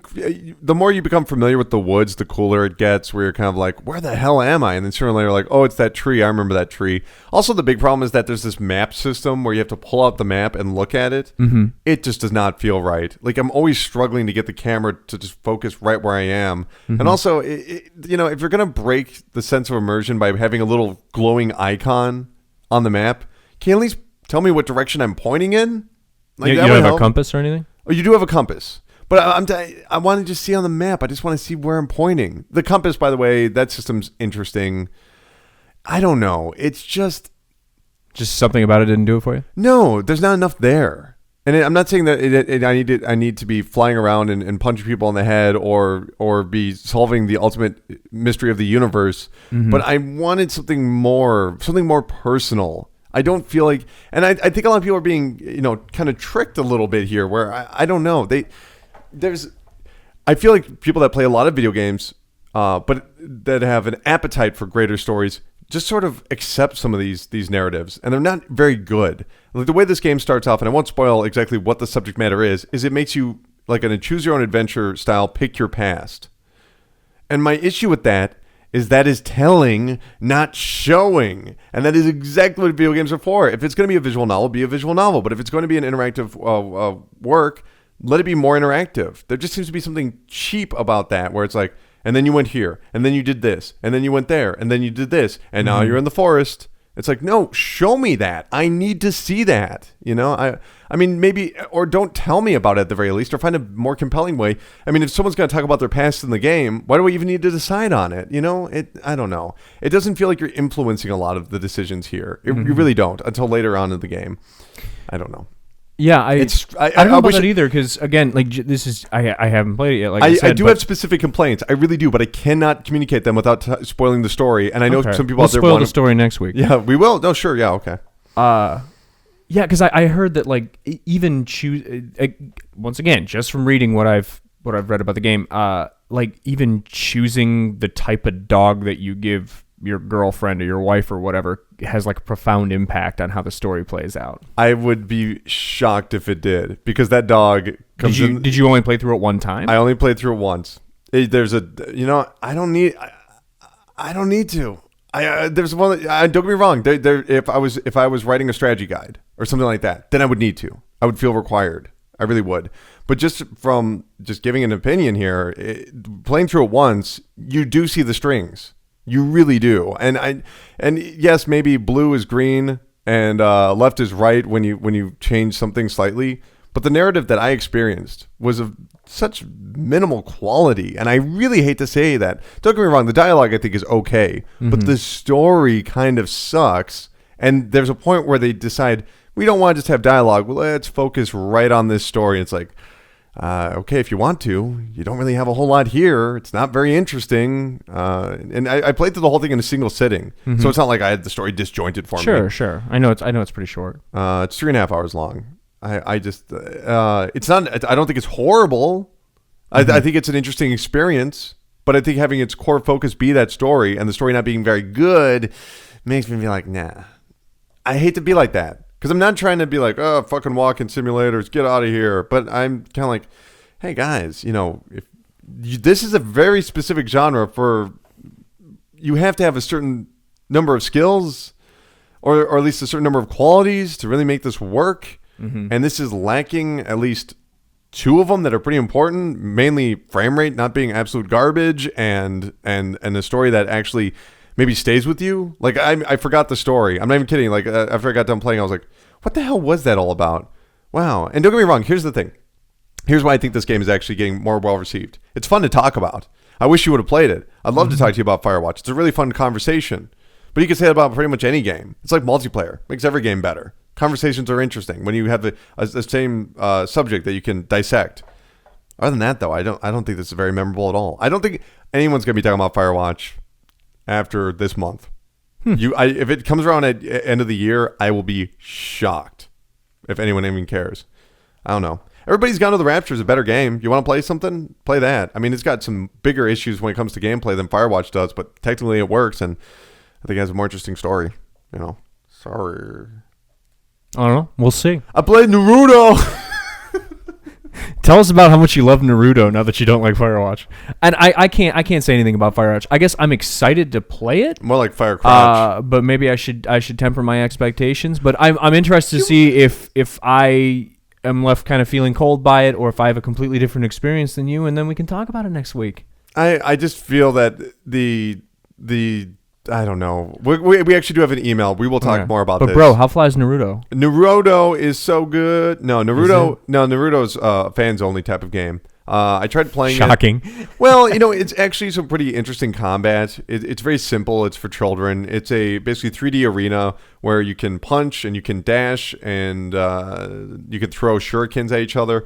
But the thing that's interesting about it is the triangle button essentially functions as the power button. So you'll tap it once and then tap circle and you'll have a more powerful punch. Maybe you'll have more animation there. Or you'll tap triangle and then tap X and your dash will be like a super dash. And same thing with the shurikens. But if you double tap triangle when you get enough power, it's going to be even more powerful. And so while it feels really overly complicated at first, and trust me, I was like, oh, dear God, I'm too old. I'm too old to figure out this game. I felt so sad. Mm-hmm. Once you get into it, it actually is a pretty competent fighter. If you're looking for something that doesn't really require you to memorize combos or anything, it's an interesting game, fantastic graphics, and this is developed by CyberConnect 2, who, as you might recall, will be developing Final Fantasy VII Remake on the PlayStation 4 and PC when that's released. So, pretty interesting. I will say that this is really for fans only because this is part 4, right? And they're telling you some story about the end of some saga of Naruto. That's the main story mode. I have no idea what's going on. And to be honest, it's really dark and dire. And the only reason it's dark and dire is because it's affecting characters that you've grown attached to. Except I haven't. So I'm just sitting there watching like this guy died and Naruto's crying. I'm like, I don't have a fucking clue what's going on.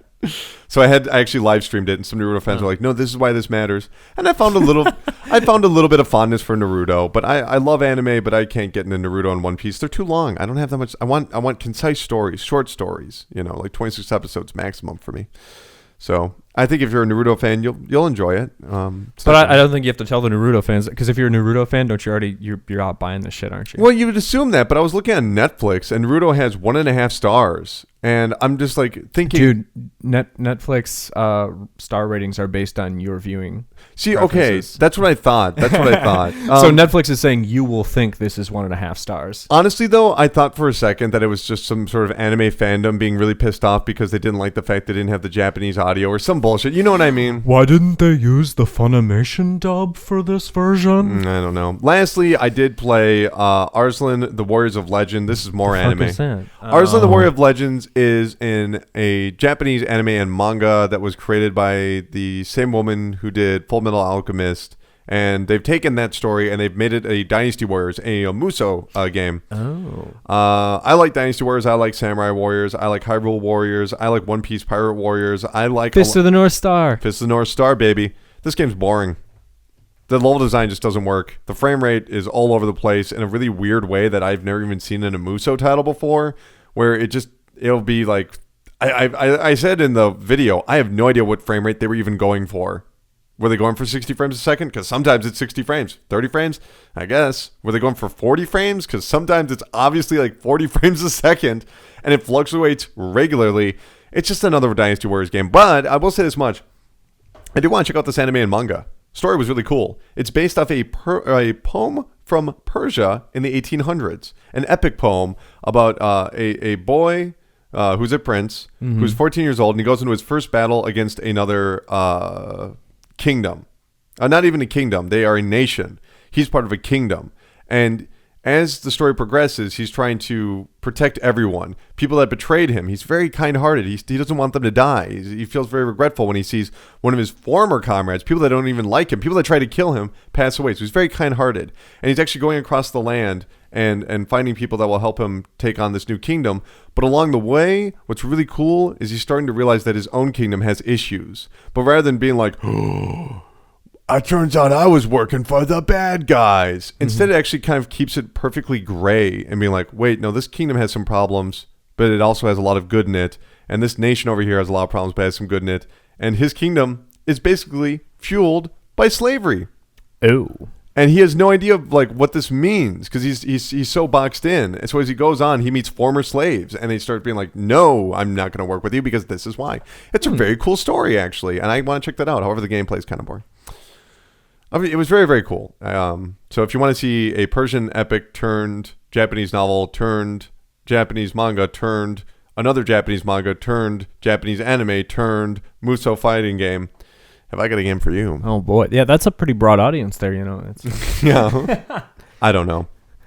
I'm sorry. We'll talk about walking simulators later, and we can talk about Firewatch some other time. We'll do like spoilers next week. Yeah, we're gonna spoil the hell out of it for you. What we'll do, I think, next week is we'll talk about it completely in depth and with spoilers. I'll take that audio and I'll put it after the credits of next week's show. There we go. We can call it "What's the Deal with Firewatch?" So if you're looking for it, it will not be during next week's episode. It'll be at the end of the credits. So that way we can talk about it all the way through. Can we do a special segment on whacking simulators too? See, what is a wanking simulator? It's a VR masturbation subgenre, you know. Well, I think also whack-a-mole. I think we need some fresh air right now. What do you say we go out to the place? It's getting a little balmy in here. Where it's always warm, with the glow of cold hard cash. That's right, it's time for the Chart Park. The land where money grows on trees. Yes, the Chart Park. This is the part of the show where we talk about all those financial stories and we find out which fat cats of Wall Street will tip their top hat towards Lady Luck as we discuss business, finance, and legal news in the video game industry. Yeah. Mad Cats. Aw. They finally have a reason to be mad.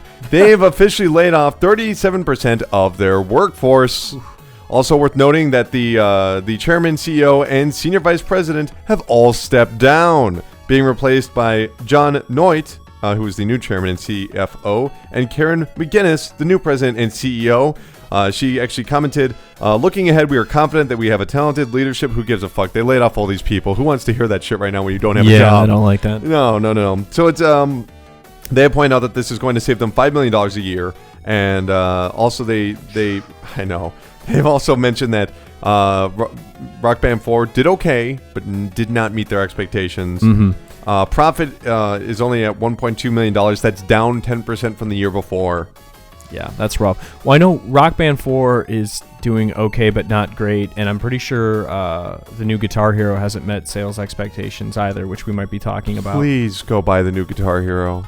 Please go buy the new. I swear you'll like it. I promise you'll like it. That's the thing. It's one of those games where it's like, this is like this weird art house project from Activision, and what? You know, like, it's a passion project. I highly recommend everyone play it. The Mad Cats thing makes sense though, because right now it's like they have the licensing agreement with Rock Band, and then they make fight sticks, but those are both like they're not the best money make. I mean, they kind of cut their teeth on creating cheap third-party controllers of varying degrees of quality, and now they're actually creating quality things. If you need half an afternoon with SmackDown on the PlayStation 1 and you need some more controllers, we got you covered. But that market is almost non-existent now. Yeah. Like if you go on Amazon and you look for like, fake PS4 controller, there's just like Chinese knockoffs. There's not Thank God. Yeah. Is all I can say, because those controllers were garbage, and even though they were actually very affordable, it's like $5, like whatever.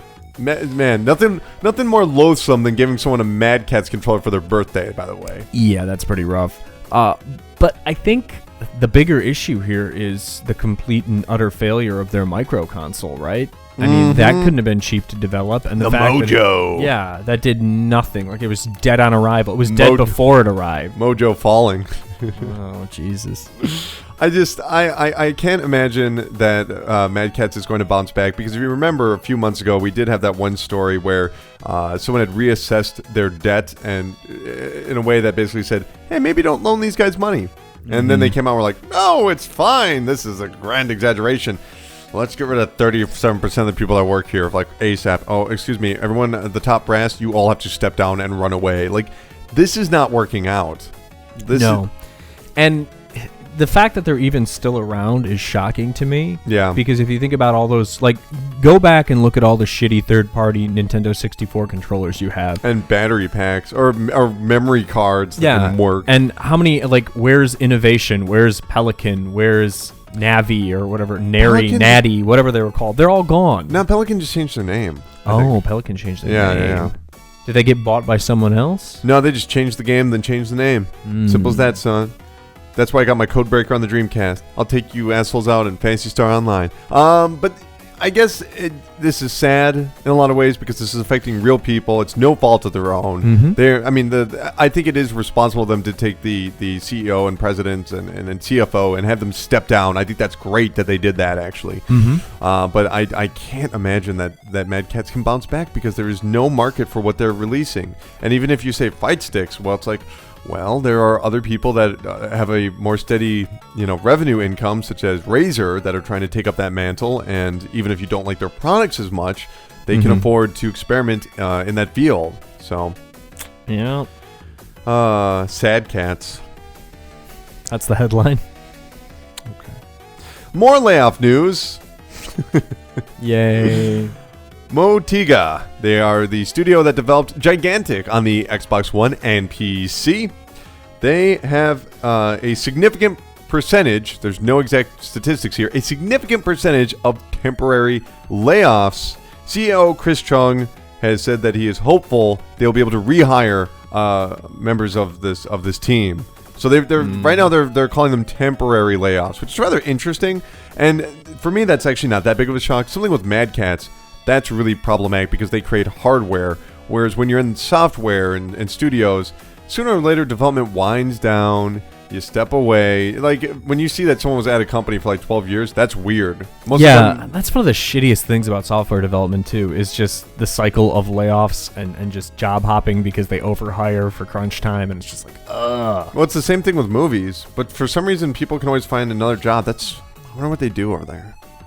I don't know. It's weird, isn't it? I mean, like, they need to get these guys, they need to start a group that says, here's where the jobs are. That would be cool, It's almost like if they had a union, this wouldn't be a problem. I don't spoil the joke. I worked so hard not to do it. Okay, David Rainyard. He was with Sony PlayStation for the past 17 years. Yes. He also worked on PlayStation VR. He worked on some of the demos, such as The Deep and the London Heist. And he is now stepping away from the company.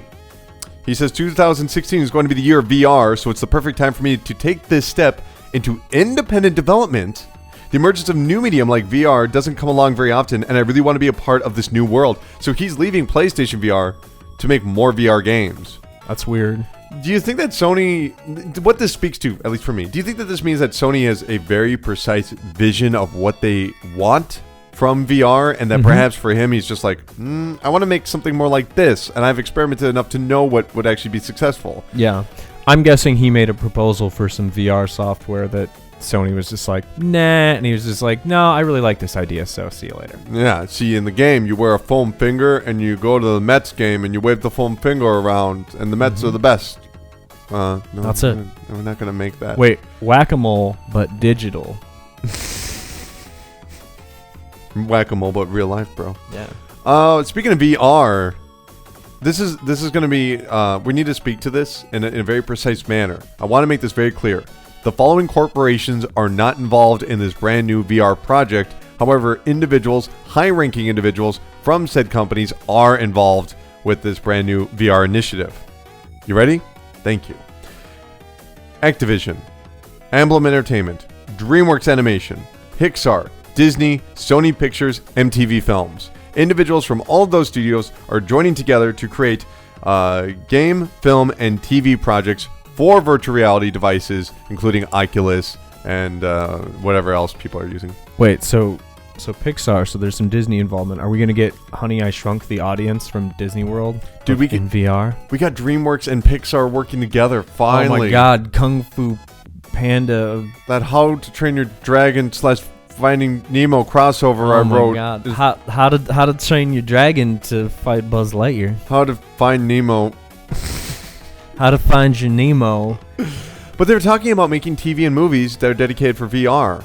Now, for me, that sounds better than video games. I know it sounds ridiculous, but if I'm watching some sort of documentary, basically I like to think of VR as the brand new IMAX. You know what I mean? Where it's like, the Arctic, so cold, blah, blah, blah, blah, blah. And being able to look around in all the directions and be like, and then have the narrator, who's obviously Morgan Freeman. If you look over to the north, that is not Morgan Freeman. No. When they hired that Morgan Freeman knockoff. Foghorn Leghorn? I said. When they hired that Morgan Freeman knockoff to say, if you look towards the northeast, you'll be able to see, why is it turning to Michael Caine? You'll be able to snow pups or something. You know where they actually point you in the direction of what you're looking at in a documentary or in a television show. What do we do when we fall down in the Arctic, Master Wayne? We're freeze to death. It's cold out there. It's cold. You get eaten by a sea lion, Master Wayne. I don't know. Don't you find that at least to be somewhat appealing? Or do you think that this is a group of individuals, follow the theme here, children, much like the person that left PlayStation to create their own independent VR? Do you think that these individuals are kind of like, no, this is what we need to be making for VR, and everyone else in their own respected companies are like, yeah, we don't really want to invest money in that. So this is like this collective of people that all have the same unifying vision that are coming together? Or is this just them being like, I don't know, I want to invest in that new thing just in case it gets big? Little column A, little column B. I think there's certainly a lot of potential for VR in educational spaces, for literally wandering around locations and looking at things and having voiceover explain stuff to you. I think that's kind of cool. At the same time, I jokingly mentioned Honey, I Shrunk the Audience, but Disney World has had that. They had that alien encounter thing for a while. I don't know what they do for VR now. Well, they've worked in VR for years. Or not VR, but like immersive experiences. No, they've worked in VR for years because I was at Disney World and I actually tested out one of their VR headsets back in like 1993, and I played Aladdin. Disneyland, when you do this is the land, not the world, but they have this thing called Flying Over California, where they blow air in your face and like you're in this like moving seat. So land, not the world. They have really gotten us spotting into that. Where the Disney Planet over there. Like, Disneyland is just like, yeah, we're smaller, but like we got some cool shit. Yeah, Disneyland seems, I don't know. That's one place you could do that Indiana Jones ride for years though. I heard that was true. Amazing. Indiana Jones is fun. Anyways, the point is, these are companies that have been kind of toying around with this, and now there's just like a consumer home market for these different kind of experiences, so it makes sense that they would want to step into that. Will the results be great? I don't know, but I guess I'm always interested when creative people or industry people who are not necessarily associated with video games try and do something in video games, because it's always something a little bit different.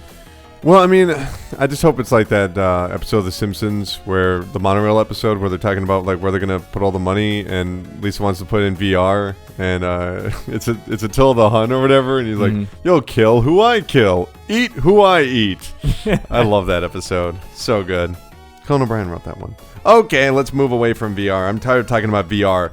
Google is planning to produce a VR headset. Yeah, I know.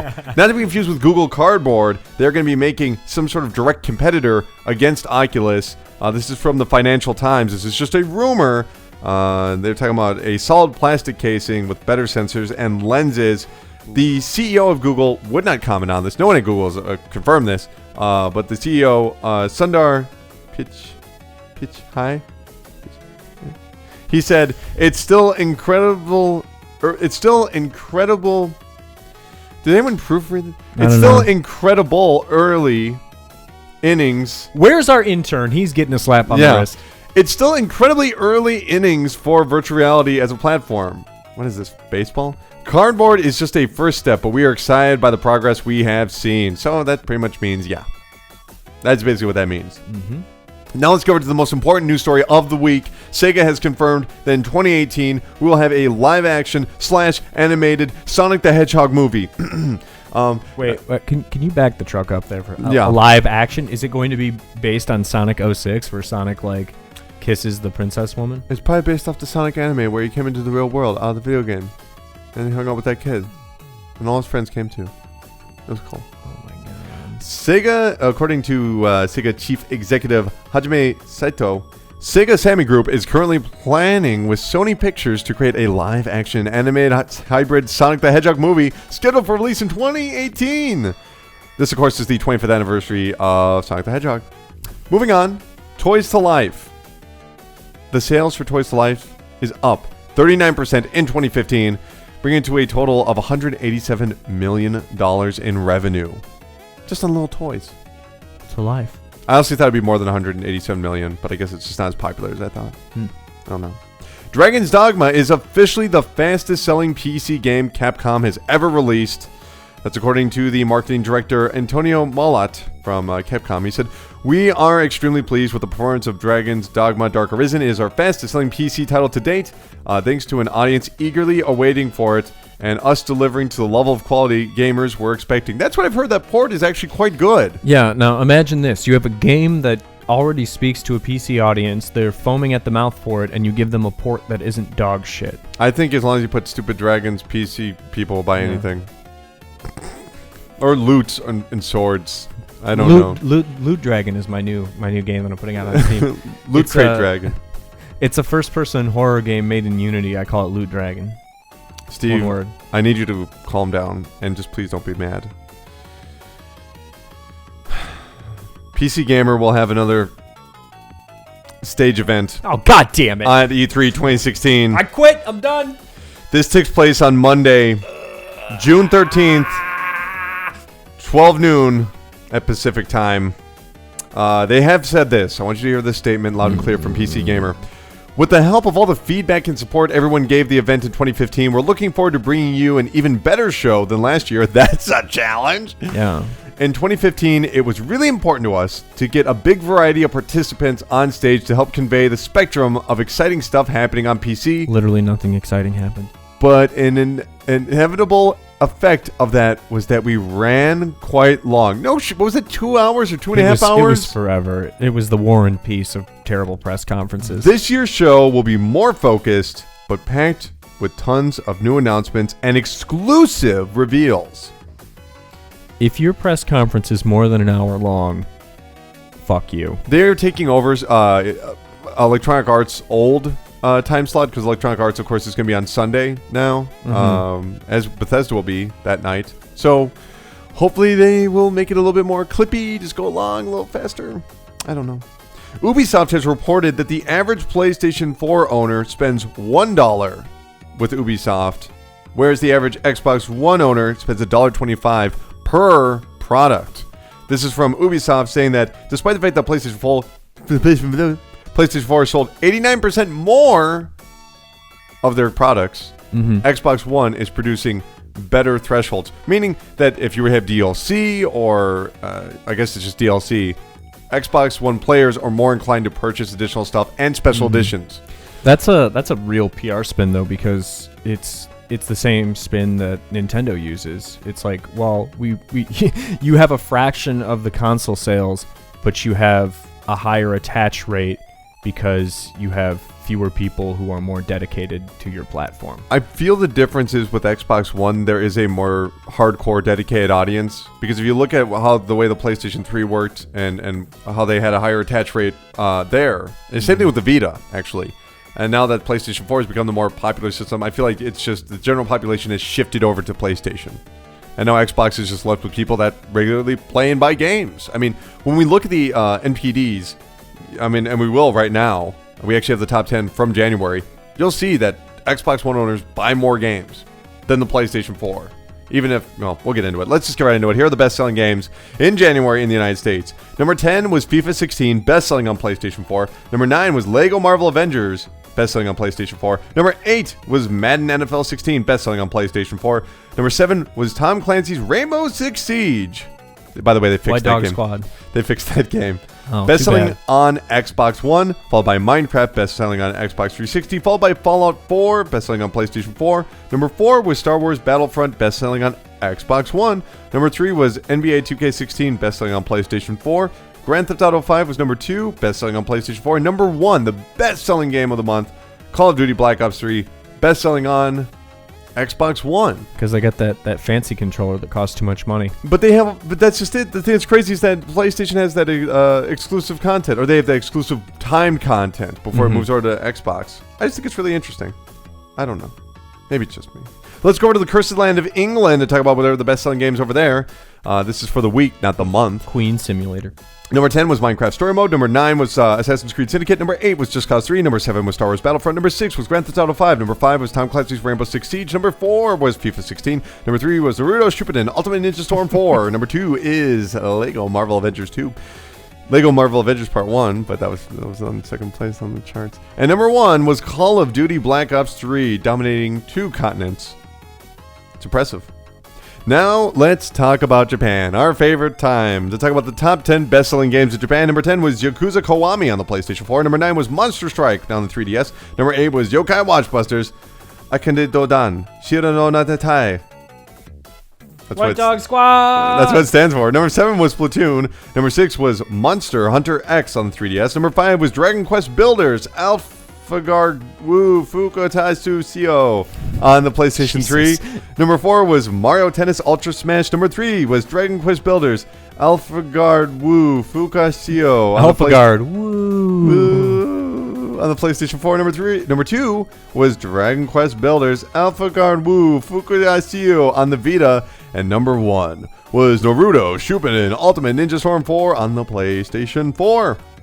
But what console sold best in Japan, my friends? Let me tell ya. Number 1 was PlayStation 4 with 32,181, PlayStation Vita with 24,428, new 3DS LL with 14,569, new Nintendo 3DS with 4,005, Wii U with 3,351, PlayStation 3 with 1,323, Nintendo 3DS with 1,025, Xbox One with 367, PlayStation Vita TV with 351, and in last place, Nintendo 3DS LL with 156.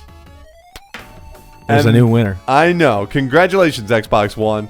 And that's going to do it for the Chart Park, the land where money grows on trees. You get a little British there at the end. Trees. Some bloody trees. They are. What do you say we come back and we do Pocket Talk, Idiot of the Week? Thank you for the email and close it out with Strong History. Yeah. All right, guys, stay tuned after this. Hey, you. Yes, you are listening to the Pressure Cast, or you're watching the Pressure Cast, and you are like an hour and a half in here. Why have you not reviewed us on iTunes? Let me get this straight. We haven't had one 5-star review. Actually, we haven't had any reviews in the past 4 weeks. What happened? We were getting reviews all the time. We were getting closer to 5 stars. I can't handle it, guys. I can't take this any longer. You need to go to iTunes. You need to give us a 5-star and a written review. I swear to God, we appreciate each and every one that we receive, and we're so close to finally getting back to 5 stars. So please, take 2 minutes out of your day. Log into iTunes, or just make an account, or just borrow your mom's iPhone. Whatever you need to do. Give us a 5-star review and a written review. Say whatever you want. Say the show sucks. Give us 5 stars and a written review. We'll accept that. Thank you very much. Please and thank you. And that's it. We'll go back to funny commercials once we get 5 stars. Stay tuned for the real show to come back. Thanks. Bye. Welcome back to the show, everybody. Welcome back to the show. It's time for Big Talk in a small world. That's right. It's time for Pocket Talk. Pocket Talk. Pocket Talk. We have so many mobile and handheld game things to get to. Let's start off with a brand new Pokemon. Not a game. A brand new Pokemon. His name is... I want you to give a crack at that. I've been staring at it for about a day. Mangina? That's what I saw. I saw Mangina. Magiana? Mangina? When you read it, though, that's mangina. That's like I immediately looked down and saw mangina. It apparently is some sort of man-made cyber Pokemon. It looks like a rabbit sticking out of a grape that's covered in metal. That's what my mangina looks like. Okay, let's move on. Kanye West has finally revealed something involving Only One, the game. This is the game that Kanye West is making based off of his song that's based off the death of his mother and her flight to heaven. It just involved people growing wings and flying around. Didn't look great. Uh-oh. Did you watch it? No, I didn't watch it. It didn't look super good. I love Kanye. I'll play it. I'm starting to lose a lot of respect for Kanye after the Cosby thing. The Cosby thing was pretty bad. Also, the Taylor Swift lyrics on his latest song is kind of like... And also the way that he's like going after his ex-girlfriend. It's... Yeah, Kanye, tone it down. I give you a lot of free passes because you're Kanye, but just you can't anymore. You can't make fun of... Just leave a fucking 3-year-old alone. You don't have to like tell the... Fuck you, 3-year-old. When does the Kanye game come out? We have no confirmation. I gotta move that mic, man. Like, I can't hear you. I don't know what's going on. It's like... I don't know why. I come still back- sound the same in my ears. I don't know. I get the In sweet... your eyes. Okay, here's what he said. He went to San Francisco. He asked people to make a game with him, but he said they dissed the fuck out of him. That's his quote. What? I'll be like, I want to make a game, and they be like, fuck you. I don't believe you, Kanye. I don't think any... I'm pretty sure if you're like an... well, I guess it depends on who he talked to. If he went to EA and was just like, yo, make my Kanye game, they'd probably be like, But if he went to a mobile developer, I'd jump on the chance to make a game with Kanye. You want to work with me, Kanye? Let's do it. Kanye, your game doesn't look super good, but hopefully it works out. The Binding of Isaac is coming to iOS. I am sorry. The Binding of Isaac has been not approved for iOS. Oh. Yes. Wait, Afterbirth or... Tyrone Rodriguez, Yeah, Tyrone. he tweeted out a picture from Apple saying, your app contains content or features that depicts violence towards abuse or abuse of children, which is not allowed on the App Store. So we never even knew this was coming out. He just tweeted this out, so it looks like Binding of Isaac. It's not. We don't even know what version it was going to be. If it was Afterbirth or whatever. Probably Afterbirth. Is not coming to iOS in its current state. That's kind of a bummer, because there's some... Like, I really like playing it on the Vita, and there's some touch controls for the Vita, and because it's just like cardinal directions, Right. so it'd be easy to map, touchscreen controls for that stuff. And they already use the touchscreen stuff on the Vita, and it's great, so that it probably would have worked really well. That's too bad. I know. Also, here's a little tease for you guys. Tyrone tweeted out a picture of the daily Binding of Isaac score that he had. Yeah. But it was from a Wii U controller, and the tweet just said it's lonely at the top. Oh, snap. Yeah, so there's your breaking news. I thought it was out on the Wii U. No, it's not. Rebirth is on the Wii U, not Afterbirth. No shit. So they're actually going to put out Afterbirth on the Wii U, maybe. Apparently, and then hopefully on the Vita too, because I love it on the Vita so much. They would probably make more money off of mobile than any of the other releases combined, so hopefully they actually get that done. I hope so too. Final Fantasy IX has officially come to smartphones and tablets in America for the price of $17 on iOS and Google Play. This game was, of course, released in 2000, the same week as the PlayStation 2, if I remember correctly, or the same month, and is considered the best 3D Final Fantasy game by the most hardcore fans. I like 7 the most, but a lot of hardcore fans say this is the real deal, and it is a great game. Super good. Transformers, Robots in Disguise, will be going to your mobile devices in the form of an RTS, a real-time strategy game, in Transformers Earth Wars. Yes, they have Frank Welker. Yes, they have Peter Cullen. The original voice cast will be involved somehow. Did I got that Transformer that turns into a boombox? Soundwave? Yeah, I like him. I don't even know that much about Transformers. I just know the names of these damn characters. We'll have to wait and see when that game releases at some point in the future. Well, hopefully it's more than meets the eye, Colin. Okay. All right. And that's going to do it for Pocket Talk. Let's take the mushroom. Beep, boop, boop, boop. Hell yeah, I'm taking all kinds of mushrooms. Now it's time for the part of the show where we discuss the absolute dumbest thing to happen this week. That's right. It's time for the Idiot of the Week. Quantum Break. Yeah. It's being released on PC, which is bullshit. Wait, what? What? You don't see how it's bullshit that Quantum Break is being released on PC? That sucks. Can you Clarify. I'm so confused. You're cheating us. Cheating who? What? That's right. The thing is available to more people, so therefore you are cheating us? Let's get the exact quotes out here. The Crap Gamer tweeted at Phil Spencer, the head of Xbox, saying, "Sad to say, I canceled my Quantum Break pre-order as I said I would. You weren't upfront about QB going to PC." He's not talking about a quarterback becoming politically correct. He's talking about Quantum Break going to the personal computer. He was so upset that he canceled his pre-order. Wait a minute. Hold on. Wait. I'm getting this reported. It's Twitter, and he's probably lying. Is his name really the Crappy Gamer on Twitter? No, it's the Crap Gamer. Oh, the Crap Gamer. Phil Spencer responded saying, "You canceled a pre-order from a game you want to play because someone else gets to play it on Windows?" Tim Dog responded, "Phil, my issue with this is the nature of how this was announced. Phil, like they're on a first name basis. Why so late? It's hard to defend, to be honest." Phil responded, "We've been evolving our strategy over 2 years. We tried to share as early as we can. GDC, Gamescom. I'll take the feedback on the timing." So Phil Spencer opened, and I do think they probably should have announced the PC version a little earlier. I don't see what difference does it make? No, here's the best one. Some people started saying, "Well, now there's no reason to buy an Xbox."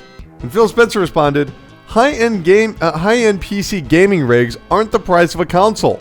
People play on a console because they love that experience. Same for PC. We have more focus on the Xbox at the company from the CEO down than we've ever had. People just don't want... I want to love something, but you can't love it. It's mine. Unless, of course, that you completely adapt to my standards. You don't get to love it. Is that not a weird, just fucking behavior right there? That's very weird. I mean, if I love a game, the thing I want more than anything else is it to be accessible to as many people as possible. When Affordable Space Adventures, when that only came out on the Wii U, and it's just like, God, so many people are not going to get to experience that. That broke my heart. When Lovers in a Dangerous Space Time, when that came out to PS4, I was ecstatic because I'm like, oh my God, this is gonna reach it's perfect for a home console audience, because a co-op action space shooting game on the PC is kind of a weird experience. So I was so excited when they announced that. Like, I want people to play games that I love. Why wouldn't you want that? I think that the mistake that they're making is they don't seem to understand that this game is developed for the Xbox One in mind. That is why Microsoft funded this project. They did not fund the project initially to make a game for PC. They did so to make an Xbox One exclusive. That's the way it is. And since then, they've been able to adapt and grow and focus more on PC, and that's what they're going to do now. They're going to actually have that come out there, and that's fine. That'll be great for PC owners.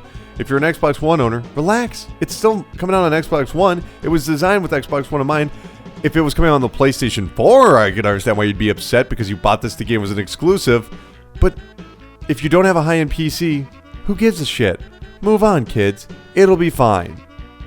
Is there anything else to say here? You're fucking morons. How are these people real? I want to like don't you just want to sit down with one of these people and be like, what the fuck are you? I'll be honest, I'm very happy to see some games not come to PC, like Bloodborne, just because I love hearing people bitch. I just love hearing people bitch. But I don't like it when people bitch about being accessible for more people. Like, I love hearing whining where it's like, I want the game, why can't I have the game? That makes me laugh. I giggle. But when a game becomes more widely available, I'm like, right on, guys. And anyone bitching about that is a loser and a jackass, and is most certainly the collective known as the idiot of the week. Phil, why did you not tell me, Phil? You know, I canceled my subscription to the Pressure Cast after I found out that you're not just on iTunes, you're also on Stitcher and TuneIn Radio. And I was just like, what? No. I'm sorry. And, you know, I guess just the timing of you announcing that on the podcast was just wrong for me. So I couldn't take it. Wow. It's just, you know what? There's no reason to even listen to Pressure Cast anymore. It's just everywhere. Yeah. Oh, man. Jackasses. Fucking assholes. All right, let's listen back to the listeners in a segment we like to call Thank You for the Email. Yes, we have 2 voicemails this week, and I'm so excited to get to them. Of course, you can reach us at PressureCastPod on Twitter, pressurecast@gmail.com, or even call us or text us, 954-947-7377. just like Aaron and Keon did this week. We're going to start off with Aaron's voicemail. Take it away, Aaron. Hey, so my name's Aaron. I've listened to watched the last couple of podcasts on YouTube. I'm really digging it so far. Just got two questions. First one, in the last podcast, you mentioned that you're kind of done with walking simulators. Firewatch has just come out, and I think it's ridiculously good. I guess my question is, in a world full of first-person shooters like Call of Duty, do you not find it kind of refreshing that there are different kind of games out there like Firewatch? So I'd be interested in your opinion on that. And secondly, did someone seriously abduct Justin? He hasn't been around for the last couple of podcasts, and I'm starting to worry about the guy. Okay, cheers, bye. Aaron, thank you for the voicemail. Remember, 954-947-7377. Justin Engelbart, where is he this week and the past few weeks? Well, as some of you may know, he's actually on an international child sex tour, and right now I believe he stopped off in the African Sahara, and he is killing one of the last white rhinoceroses in captivity. Yeah, well, at least you jacked up the price on that medicine for AIDS. Mm-hmm. You know? He did that, and he got that Wu-Tang album, so he's doing okay. Yeah, he's doing okay for himself. To be honest, I'm going to be honest with you guys, just because I want to be upfront. I'd like to be upfront with the audience. Justin might be back, and he might not be. He says he's going to come back. We don't know. I've worked with this guy. I've known Justin for like 12 years, 13 years. I've worked on music with him. I've written scripts with him. I've tried to work on movies. We've done lots of stuff together. None of those projects were ever finished. He goes elsewhere. He does other things. And sometimes that just, this might just be one of those things. I'm used to it. It's okay. But I don't want to make it seem like, oh, for sure he's going to be back. I don't know. It's up to him. He's welcome to come back. We didn't even get into an argument, right? There's no fight here. He just was like, I got to do something this week. And I got to do something this week. And I got to do something this week. I don't know. But yeah, so just giving you a heads up, being real with you. Now let's get to the actual question. Walking simulators, how can I be okay with first-person shooters? And I don't seem to have an issue with walking simulators. How can I say they're getting stale when they are obviously a newer genre than first-person shooters? I think comparing those two genres already sort of spells out my biggest issue with the walking simulator. Why are they all in first person? This just started. I'd say they're not. Which ones aren't? I think it's called The Path. That's actually like the first walking simulator. It's the one where you're like the little girl in the woods or whatever. When did that come on? 2007. Wow, that's pretty early. But there's things like To the Moon and the disappearance of Ethan Carter, mm-hmm. and Everybody's Gone to the Rapture, and Dear Esther. I can also speak to the perspective because, well, there's two reasons. Primarily, I would say it's because it allows the game to be about the place where you are, like the setting becomes the star of the game. And when you take someone out of first person, then you also sort of lose that. Also, because some of the earlier ones, i.e. Dear Esther, are on like a more linear trajectory, it makes more sense to put it in first person so you have more control over your point of view for the player. Okay. That's the technical explanation. I'm looking forward to them not doing that and altering the way that those mechanics work. Also, where is everybody? They've gone to the Rapture. Yeah, they went to the Rapture. they all moved out of the house. There's always some bullshit excuse not to actually have to create a human-like model. Because if they do that, then it'll be obvious that their graphics kind of suck. Well, and they don't want to address that. They don't have enough artistic quality. No. They don't have enough artistic quality to actually come up with a unique way of rendering people and objects. Are you talking mad shit now? I would say that, again, this goes back to art direction over graphical prowess, and these are independent games. So we mentioned Proteus earlier. Fantastic game. So why doesn't Proteus have other people in it? Because once you put people into Proteus, it loses that kind of magical, mystical feel to it. But why are there no people in Firewatch? Why are there no people? There are people in Firewatch. There's plenty of people in Firewatch. There's plenty of people in Gone Home. See them. So, well, okay, see them. That's it. That's the thing. So really, it comes down to an issue of, can you have characters that that aren't like visually rendered? And I would say yes. Like Gone Home is a great example of that. Like, I know intimate details about the family from Gone Home. Absolutely. But I discover that through the environment, and I don't discover that through one-on-one conversation. And when you can have that like sort of diegetic versus non-diegetic discovery of characters and traits, I think it can work really well. So, for instance, one of my favorite parts of Gone Home is when you're digging around the house and you come across there's like 3 boxes full of her dad's unsold book. Oh, absolutely, yeah. And so, which that book is actually in Firewatch. is it? What is it? What is that? The Accidental Savior? Yeah. No, that's actually in Firewatch. That's so funny. But yeah, like it's great too because you know from the notes that you've read that like he's kind of struggling with being a relevant author. Yeah. And then you find these kind of hidden away boxes of books, and it just tells you so much about his personality, about the strain that it's creating in their family, and it speaks to all these different things. And it's not him just sitting there talking to you. So I think it's a different way of interacting with characters. Yeah, but here's my issue with it. If that's my biggest issue with that is that's not, how do I explain this? All these games seem so obsessed with this A plot, B plot scenario that they kind of lose a world. They just focus on these people so much that there's nothing outside of it. Like, okay, so she's got this dad. All right, well, does her dad like to drink or anything? Does he go out? Does he party? Does he have friends? Does the mom have friends? Does anyone have friends? Oh no, this girl, she has one friend. That's what I'm talking. It's a very small world. Where Well, that's okay though. I mean, if you look at other art forms, I think video games have been so concerned with big overarching worlds that they lose intimacy and they lose individuality. And video games are finally coming back around to that. No, because and here's my biggest issue with all these goddamn games, and why I get so fucking frustrated. I really do get angry is because I played one that's better than all of them, that's shorter than all of them, that's more compelling than all of them, and I played it years before they came out, and it's 30 Flights of fucking Loving, where you have other characters that you look at, and they don't even speak English, and they say more in that 15 minutes than I feel any of these other games. And I don't get me wrong, I like Everybody's Gone to the Rapture. I like Gone Home. But the problem with Gone Home, find the keys. You got to find the keys to open up the door. Surprise, we're just a stupid game like every other video game. We have to have a mechanic. We can't just let you walk. That just annoys me so much. We're like, well, if they didn't have the key, you could just run up and open up the attic door and see the ending.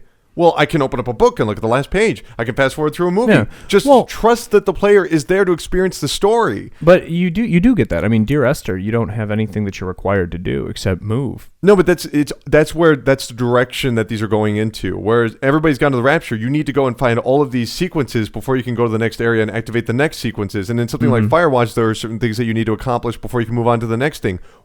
We're getting to this point where now we want goals and instead of experiencing narratives. And the thing about 30 Flights of Loving and his original game, which I can't even remember, I can't remember the name of it. But if you buy 30 Flights of Loving, it has his original game in it. And when you play that has more in common with the walking simulators of today than 30 Flights of Loving.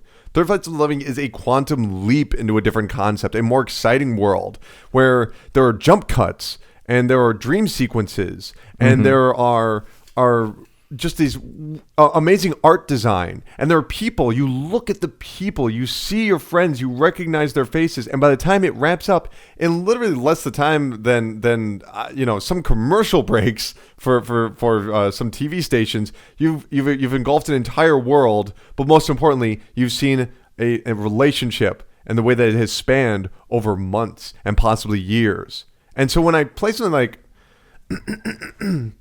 Dear Renee, and then this happened, I was happy. It's like, fuck, stop telling, show me. This is a visual medium. You have a potential here. And the fact that we're just borrowing concepts that haven't been refined yet, and 30 Flights of Loving is just there, and no one's doing anything, it hurts me so much. I guess my only criticism would be, I don't know if you're taking these games on their own terms. But their own terms are borrowed terms. Their own concepts are borrowed concepts. So is everything? No, hold on. Now, we really should talk about this. The fact that these are abandoned environments where no one else is, and you were just exploring and finding information about the world or whatever from people that you don't see, and there's supposed to be a personal revelation. There's always a personal revelation, and then that's it. It's like, well, that's fine. but you need to have a really good story to pull that off. And I don't think enough of these people are qualified writers. I also, I'm sorry. No, I'm sorry, but they're throwing some serious shade. I also think the problem here is you have a very small field that you're drawing from to make these conclusions. But they're all so similar. No. You can't say that though. Oh, come on. How many games are you comparing right now? 3, 4, 5? And they're all they all take place in some area where you won't see anybody else, and then you walk around, and that's the base mechanic. So that's 4 games that you're we've talked okay. So we got Firewatch, we got Gone Home, Dear Esther, Everybody's Gone to the Rapture, Disappearance of Ethan Carter. Okay. All right, let's keep going here. So these all share similarities, but isn't it fair to say that like 5 games out of the literally hundreds of these that exist? I mean, these are all high profile ones because they have programmers involved who have done other things, but I don't know if it's fair to draw this conclusion based on 5 games over the course of as many years. I do think it is fair because this is a genre that is obviously that anyone can do. Anyone can make this. Whoa. Whoa. No. It's easier to make. It's easier. No. But hear me out. It's easier to make that than it is to make a first-person shooter, to make a platformer, to make anything else. Hear me out. It's because you don't really have to deal with physics or anything like that. And that's not. No, I don't. Notice I didn't say to make it good. Anyone can make a movie. Anyone can make a podcast. Anyone can do any of this stuff. This is all very, very simple.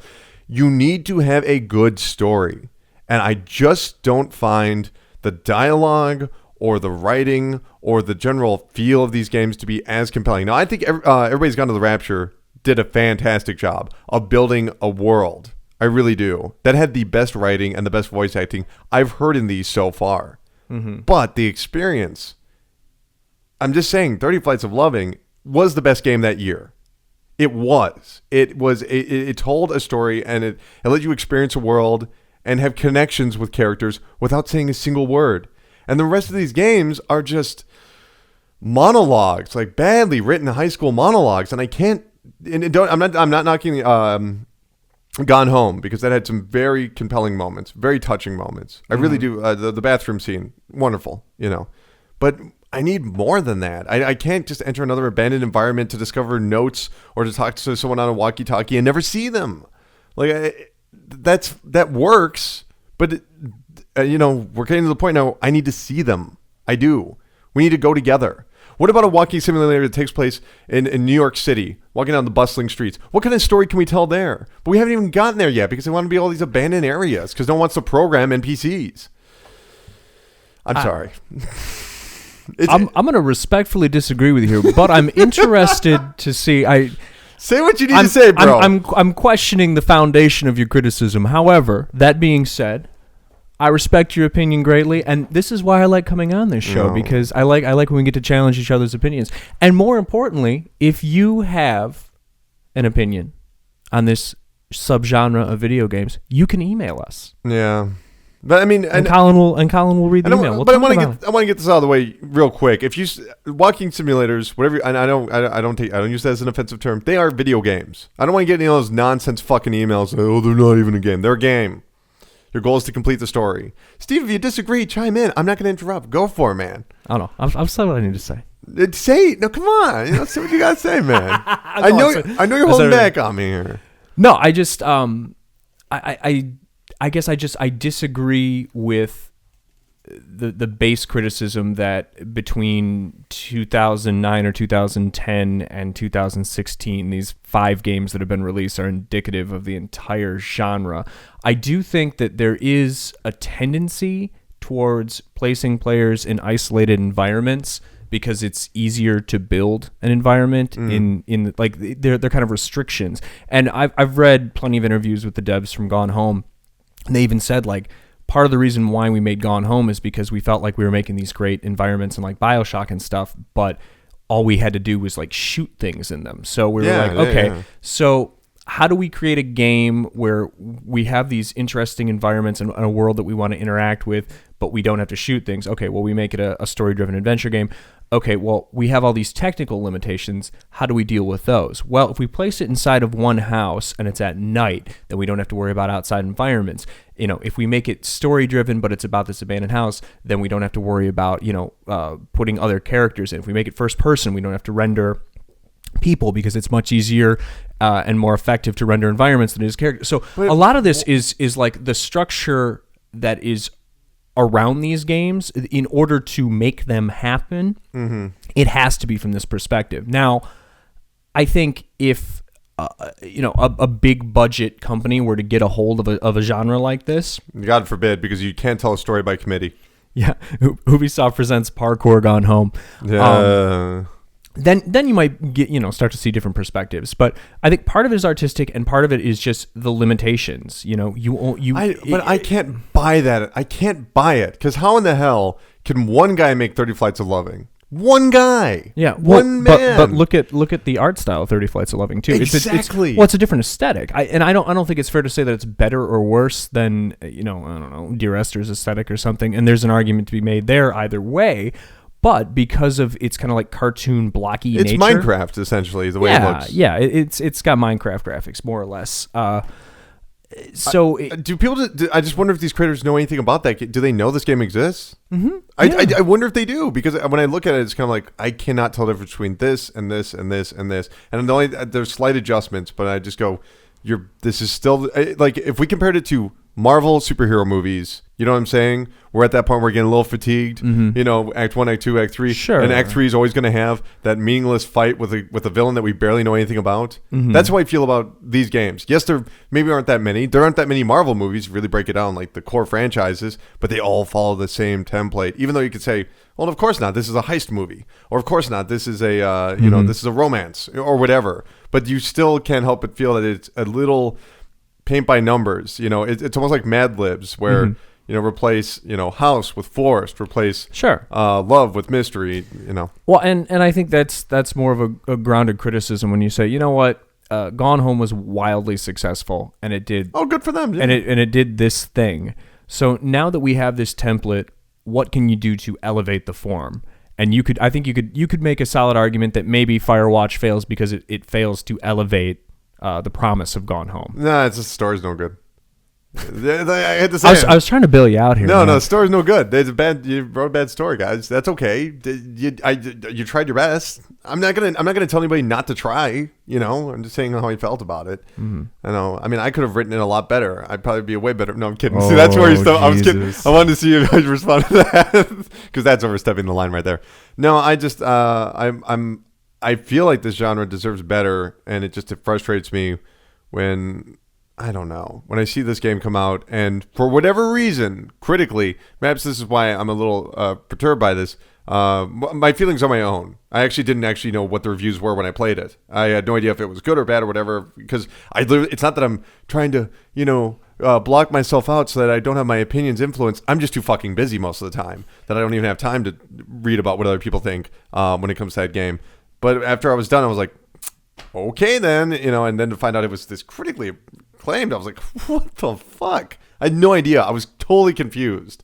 It's kind of like if I don't know, if you found an entire nation where all they did is eat Fig Newtons and they're just impressed by the Fig Newton. They're like, this is the most impressive thing we've ever seen. It's good. It's not a cookie. It's a Newton. It's cake, dude. It's fucking cake. All right, let's get to the next one. I'm sorry, man. I'm sorry. We what are you apologizing for? We can talk about this next week when we talk about Firewatch, because I could give into specific examples of what my issues are with that game. That's fine. All right. Up next, we have Keon from Baltimore. Oh, by the way, Aaron, thank you for the email, voicemail, Thanks, whatever. Everybody call. I know that you like Firewatch, and I'm happy you like it. If someone likes something, I'm happy for them. I swear. I'm not petty like that. Let's go over to Keon in Baltimore. Take it away, Keon. Hey, Pressure Cast. How's it going for you guys? This is Keon calling from Baltimore. I just want to say I am continuing to enjoy the show. You guys do such a remarkable job, and it's one of those podcasts that I look forward to every single week. But I do have a question for you guys that has been plaguing my mind, and maybe somebody out there can answer it. My question to you guys is, why is E3 the same way every year when it comes to the big three? You have Microsoft, they go first every year. Sony goes second. Nintendo goes third. Me, myself, since Sony is the quote-unquote mighty Sony right now, the industry leader, the company that can do no wrong, how about we see Sony go first for a change. Because my thing is, I don't think Sony would be as popular or looked at in the light that they're looked at if they had shown their original plan like Microsoft. So since Sony is supposed to be ahead of the curve so much and they're all about the gamer, how about we see them do their thing first and then Microsoft follows it up, and let's see if Sony will still be the company that's in favor of everybody. I'd like to get you guys' thoughts on this. Once again, continue doing the great work that you guys do, and you guys take care. Bye-bye. Keon, thank you for the email. E3, we're still talking about it. It's still 4 months away, but I'm always excited to talk about E3. It's my favorite time of the year. What can I say? Sony's press conference takes place at night. Microsoft's takes place first thing in the morning. And would Sony lose some of its advantage if it took place before Microsoft's? Yeah. I mean, it has to. They remember 2012? They rewrote that script on the fly. Again, it's very obvious that they did. Because or was it 2013? 2013. It was 2013. They rewrote that script on the fly to be like, we don't block used games, we don't do this, we don't do that, and that really affected, Microsoft's overall appearance. However, you're asking, why on earth does Sony take place at night? And should they come on earlier in the day? No, they don't have a choice in the matter. I mean, they could, but it would be a waste of money. See, the thing is that these are actually just slots that people just fill in where it's like, okay, I'm 8 a.m. and I'm 10 a.m. and I'm this. If I'm not mistaken, and I might be mistaken, but I think Microsoft took over for Sega's old early morning slot because back in the day, it used to be Sega and then it would go directly over to Sony and Nintendo would happen the next day. And that's something they continue to this day. And that was also when the very first E3 happened way back in 1995. They had that event, where they announced the Saturn's out right now. It's $399, and then the next conference with Sony, and they're like $299. So these are slots. These are just where people go. And it's kind of like, waiting in line to buy tickets. You're not supposed to leave, and if you do, you lose your place. And that's why everyone's like, oh my God, EA just left Microsoft. They lost their booth space, and they also lost the time when they usually do their announcements, when they do their press conference. That's why they're doing it on Sunday. That's why PC Gamer who's already there, they were already planning on being there, is being slotted into EA. It's just, that's why. As for Sony, when did they go later at night? I don't even remember when that took place. I think it was late 2000s, because they did a morning. Oh my God, maybe it was 2012 or 2011, because they were afternoon after Microsoft anyway, for many years, and then they just went to evening. I don't know. I think they wanted to give everybody a break. Yeah, I don't know what the strategic reason would be. That's it's kind of an interesting thing because I've never thought about that. I guess I've always just thought, well, the press conferences are when they are, and that's just the way it is. But that's something interesting to think about. I don't know. Maybe they just didn't. Maybe they wanted enough time away from Microsoft to plan something. Do we know what time is it at? Is that like 8 o'clock at night? Or? Yeah, around there. What time is that in Japan? I don't think it would. I thought about that, and Europe, and I don't think it would overlap in a meaningful way. But I what I think it really just is that they needed that time away from Microsoft when they did change this up. When they did, move over to later at night, it was the PlayStation 3 and Xbox 360 generation, which, spoiler alert, wasn't very good for them in America. It was like Sony was doing great in Japan and great in Europe, but over in America, they barely had any ground. I mean, that's a bit of an exaggeration, but they were certainly nowhere where Microsoft was. I mean, how many people did you know that owned a PlayStation 3? And when you met them, it was like, whoa, until like 2011, 2012, So that's probably why. I think Sony would lose a major advantage, though, if they were before Microsoft, and it would really help out Microsoft. But they're not going to move. If they go after Microsoft, that gives them the mic drop moment where they can address anything they need to. Yeah, but it also gives Microsoft certain advantages, like what we saw last year, where they're like, we got backwards compatibility. And everyone's like, oh, do you think Sony's going to announce? Oh, they didn't. Oh, man. But it also gives them the advantage of being like, we let you have used games. Boom. Okay. Keon, thank you for the email. Remember, next week after the regular show, me and Steve will sit around and talk about Firewatch. And that'll be fun. And we won't be mean to each other, but we'll probably use mean words. Yeah, like I'm going to call him a poopy butt. You're right. Hey, Colin, I bet you don't wipe because you got a poopy butt. Oh, damn, son. Your notion of the character's internal despair is fucking stupid. Well, and the funny thing is, I haven't even played this game yet. So watch know, I really hope I play it and I hate it, so I'm just like, yeah, fuck Firewatch. I don't know. that would be actually funny. That would be fun. Yeah. All right, here we go. It's time to look back at the week that was and a little something we like to call Strong History. 10 years ago this week. Wow, this is really painful. 10 years ago, we had a number of Xbox 360 games come out. Oh, Jesus. But let's kick it off with the PlayStation 2 game, State of Emergency 2. Yes, there was a sequel to State of Emergency. No, it wasn't developed by Rockstar. And yes, it was truly, truly awful. See, the thing that people liked about the first State of Emergency was the characters. Huh? Well, that's what they went with, because it's a narrative-driven plot about, like, That's weird. The fat guy with the headband, he's going to be executed in prison. And Wasn't the purpose of the original State of Emergency is, like, look at all this stuff on screen going boom? Like, Yeah. it was basically a glorified tech demo. It was Don't Give a Shit Simulator. Smash, It's like smash, smash. Fantavision or whatever. I like that game, though. I really did when it came out. I think I wrote a preview for that a long time ago. 10 years ago, also. Mark Echo's Getting Up, Contents Under Pressure. Yes. Holy crap. That game was kind of cool, though. Yeah. There's like an entire community. I shouldn't say community. There's at least a half a dozen academic essays that have been written about Mark Echo's Getting Up. It's also now, it was re-released on Steam not too long ago, right? And it has a little bit improved graphics. Do you think they still have the soundtrack in there? I don't know. You'd think like the licensing sort of dried up by now, but who knows? No, if they could still get Mark Echo, because who could forget that guy? Mm-hmm. Rhinoceros, just like the one that Justin killed. Yeah. Do people actually still know who that guy is? Or do you think that's just long past its prime? I don't know. I mean, I still see people wearing the shirts every once in a while, but I don't know if they bought them new or got them at Goodwill. E3 2006 finally came home on the Xbox 360 with full auto. Remember that Sega game, that driving game where you could reverse time and you shot that doesn't matter. No, Okay. no, I didn't It was know. a big deal at E3 2006. People were like, "This is the future is now." Also, the real future is now. One of my all-time favorite games of all time, Fight Night Round 3 on the Xbox 360. I was a god at Fight Night. I could take any of you out today, let me tell you. 11 years ago this week, WarioWare Touched was released on the DS. Yay, fun game. Star Fox Assault was released on the GameCube. And Nano Breaker was released on the PS2. You might be saying, what the hell is Nano Breaker? Well, it was like this 3D Castlevania game where you were fighting cyborgs, and you could change the color of their oil.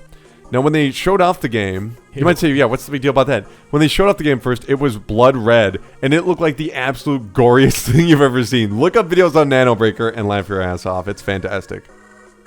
12 years ago this week, this is a lot of obscure games, but I'm happy to have them to bring them to your attention. Rise to Honor was released on the PS2. That was that Jet Li game. Oh, shit. Yeah, son. Before Chow Yun Fat jumped on that gravy train on the Xbox 360. 13 years ago this week, Disaster Report was released on the PS2, as was Dark Cloud 2. Disaster Report was like, you're in the middle of this thing and you have to escape. There's a disaster. You should report on it. Yeah. 14 years ago this week, Gitaru Man was released on the PlayStation 2. You ever play that? Mm-hmm. It's a fun game. Yeah, it was part of that whole series of PlayStation 2 games that had the yellow boxes. Like, they were special. Oh, yeah. They were almost like boutique, like import, because Mr. Mosquito was one of those too. Yeah. There was like Mad 3, 4 of Maestro. them. Yeah, Mad Maestro was the other one. Yeah, like that was a weird time. I wish they would still do that with games. Like, here's a limited run of this dumb Japanese game that no one will play. Except for me, I bought Mr. Mosquito. I'm jealous. I always wanted to own that. And also NBA Street came out 14 years ago. I know we just talked about NBA Street, but Yeah. hey, there you go. 15 years ago, Clive Barker's Undying was released. Ooh, there is a disappointment. Yeah, I know. That game is such a significant disappointment. I felt it was worth pointing out. So, in case you're interested there. Yeah, what if Doom wasn't fun?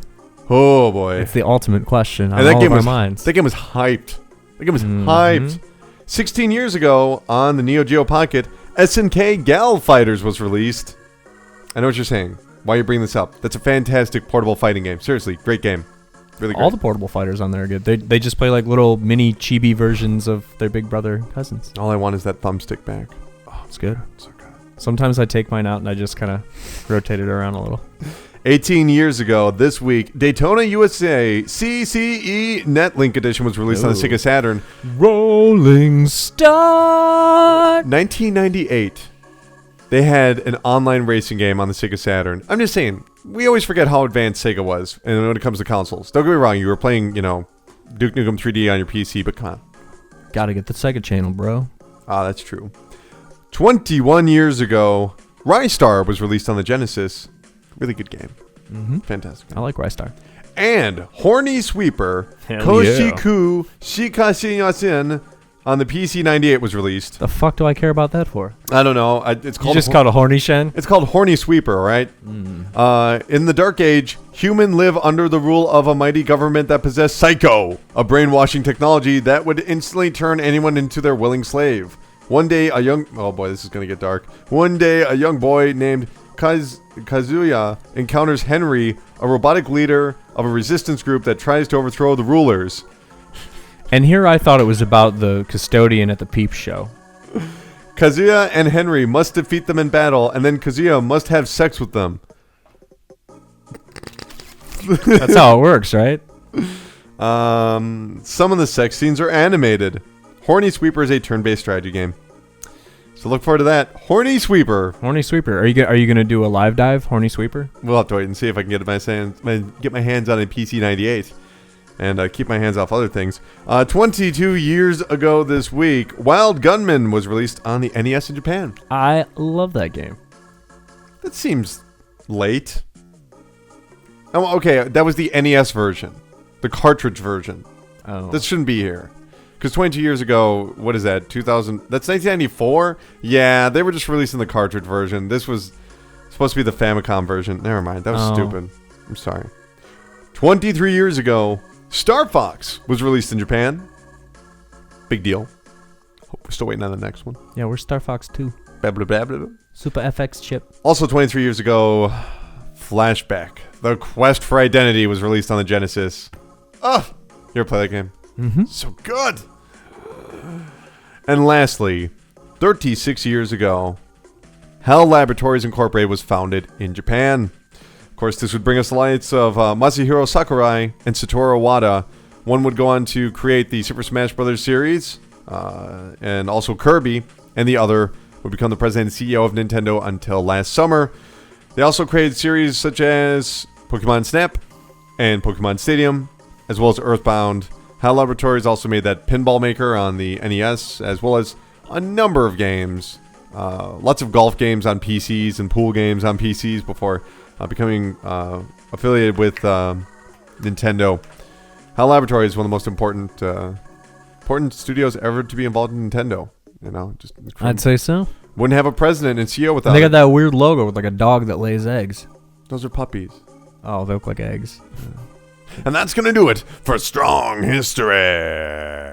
Sucking on the puppy teats. Okay, Steve, it's time to close out the show. Steve, where can people reach you on the internet? Hey, you can find me on twitter.com at Steve Cuff. That's at Steve C-U-F-F. That's at Steve C-U friendly face. You can also go to optimismvaccine.com. You can go to iTunes and listen to the OpVacCast, which is the podcast that I host where we talk about weird, bizarro, pop culture, cool shit. So if you like weird movies, weird video games, weird everything, we're here for you. Also, we have a podcast miniseries that we're doing right now where me and my good friend Steve Coleman, so that's two Steves for the price of one, we both love professional wrestling. Our curmudgeon friend Adam Myros hates professional wrestling, so we're taking the road to WrestleMania with him. We're going from the Royal Rumble that just happened all the way up to WrestleMania with the mission of making him love professional wrestling. So whether you're a wrestling fan or not, this is a journey you're going to want to take with us. iTunes, OpVacCast. 5 stars and a written review to the OpVacCast. That's 5 right. stars and a written review to the, what's the name of the wrestling podcast? WrestleMania. It's all in the same network. So if you like the OpVacCast, you're liking WrestleMania. Fantastic. It's great. And if you want to email us questions for our shows, or you just want to say hi, or you want to send me a bunch of dick pics to send to Colin, optimismvaccine@gmail.com. Fantastic.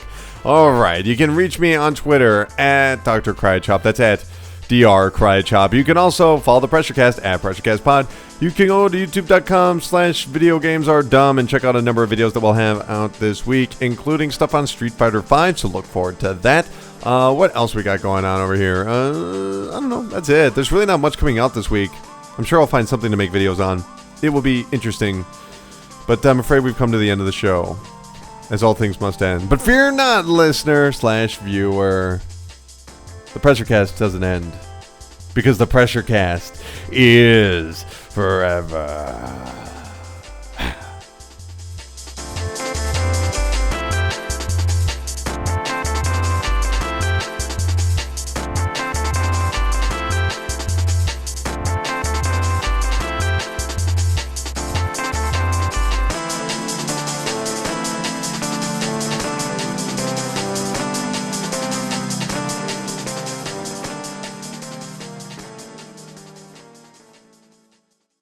PressureCast, weekly video game news podcast, is solely owned and operated by Colin Tanner. Guests of the PressureCast are not employees or freelancers of Colin Tanner, the PressureCast, or VideoGamesAreDumb.com, and are not paid. Music featured on the PressureCast is property of their respective owners, and no infringement is intended. For more information, email pressurecast@gmail.com.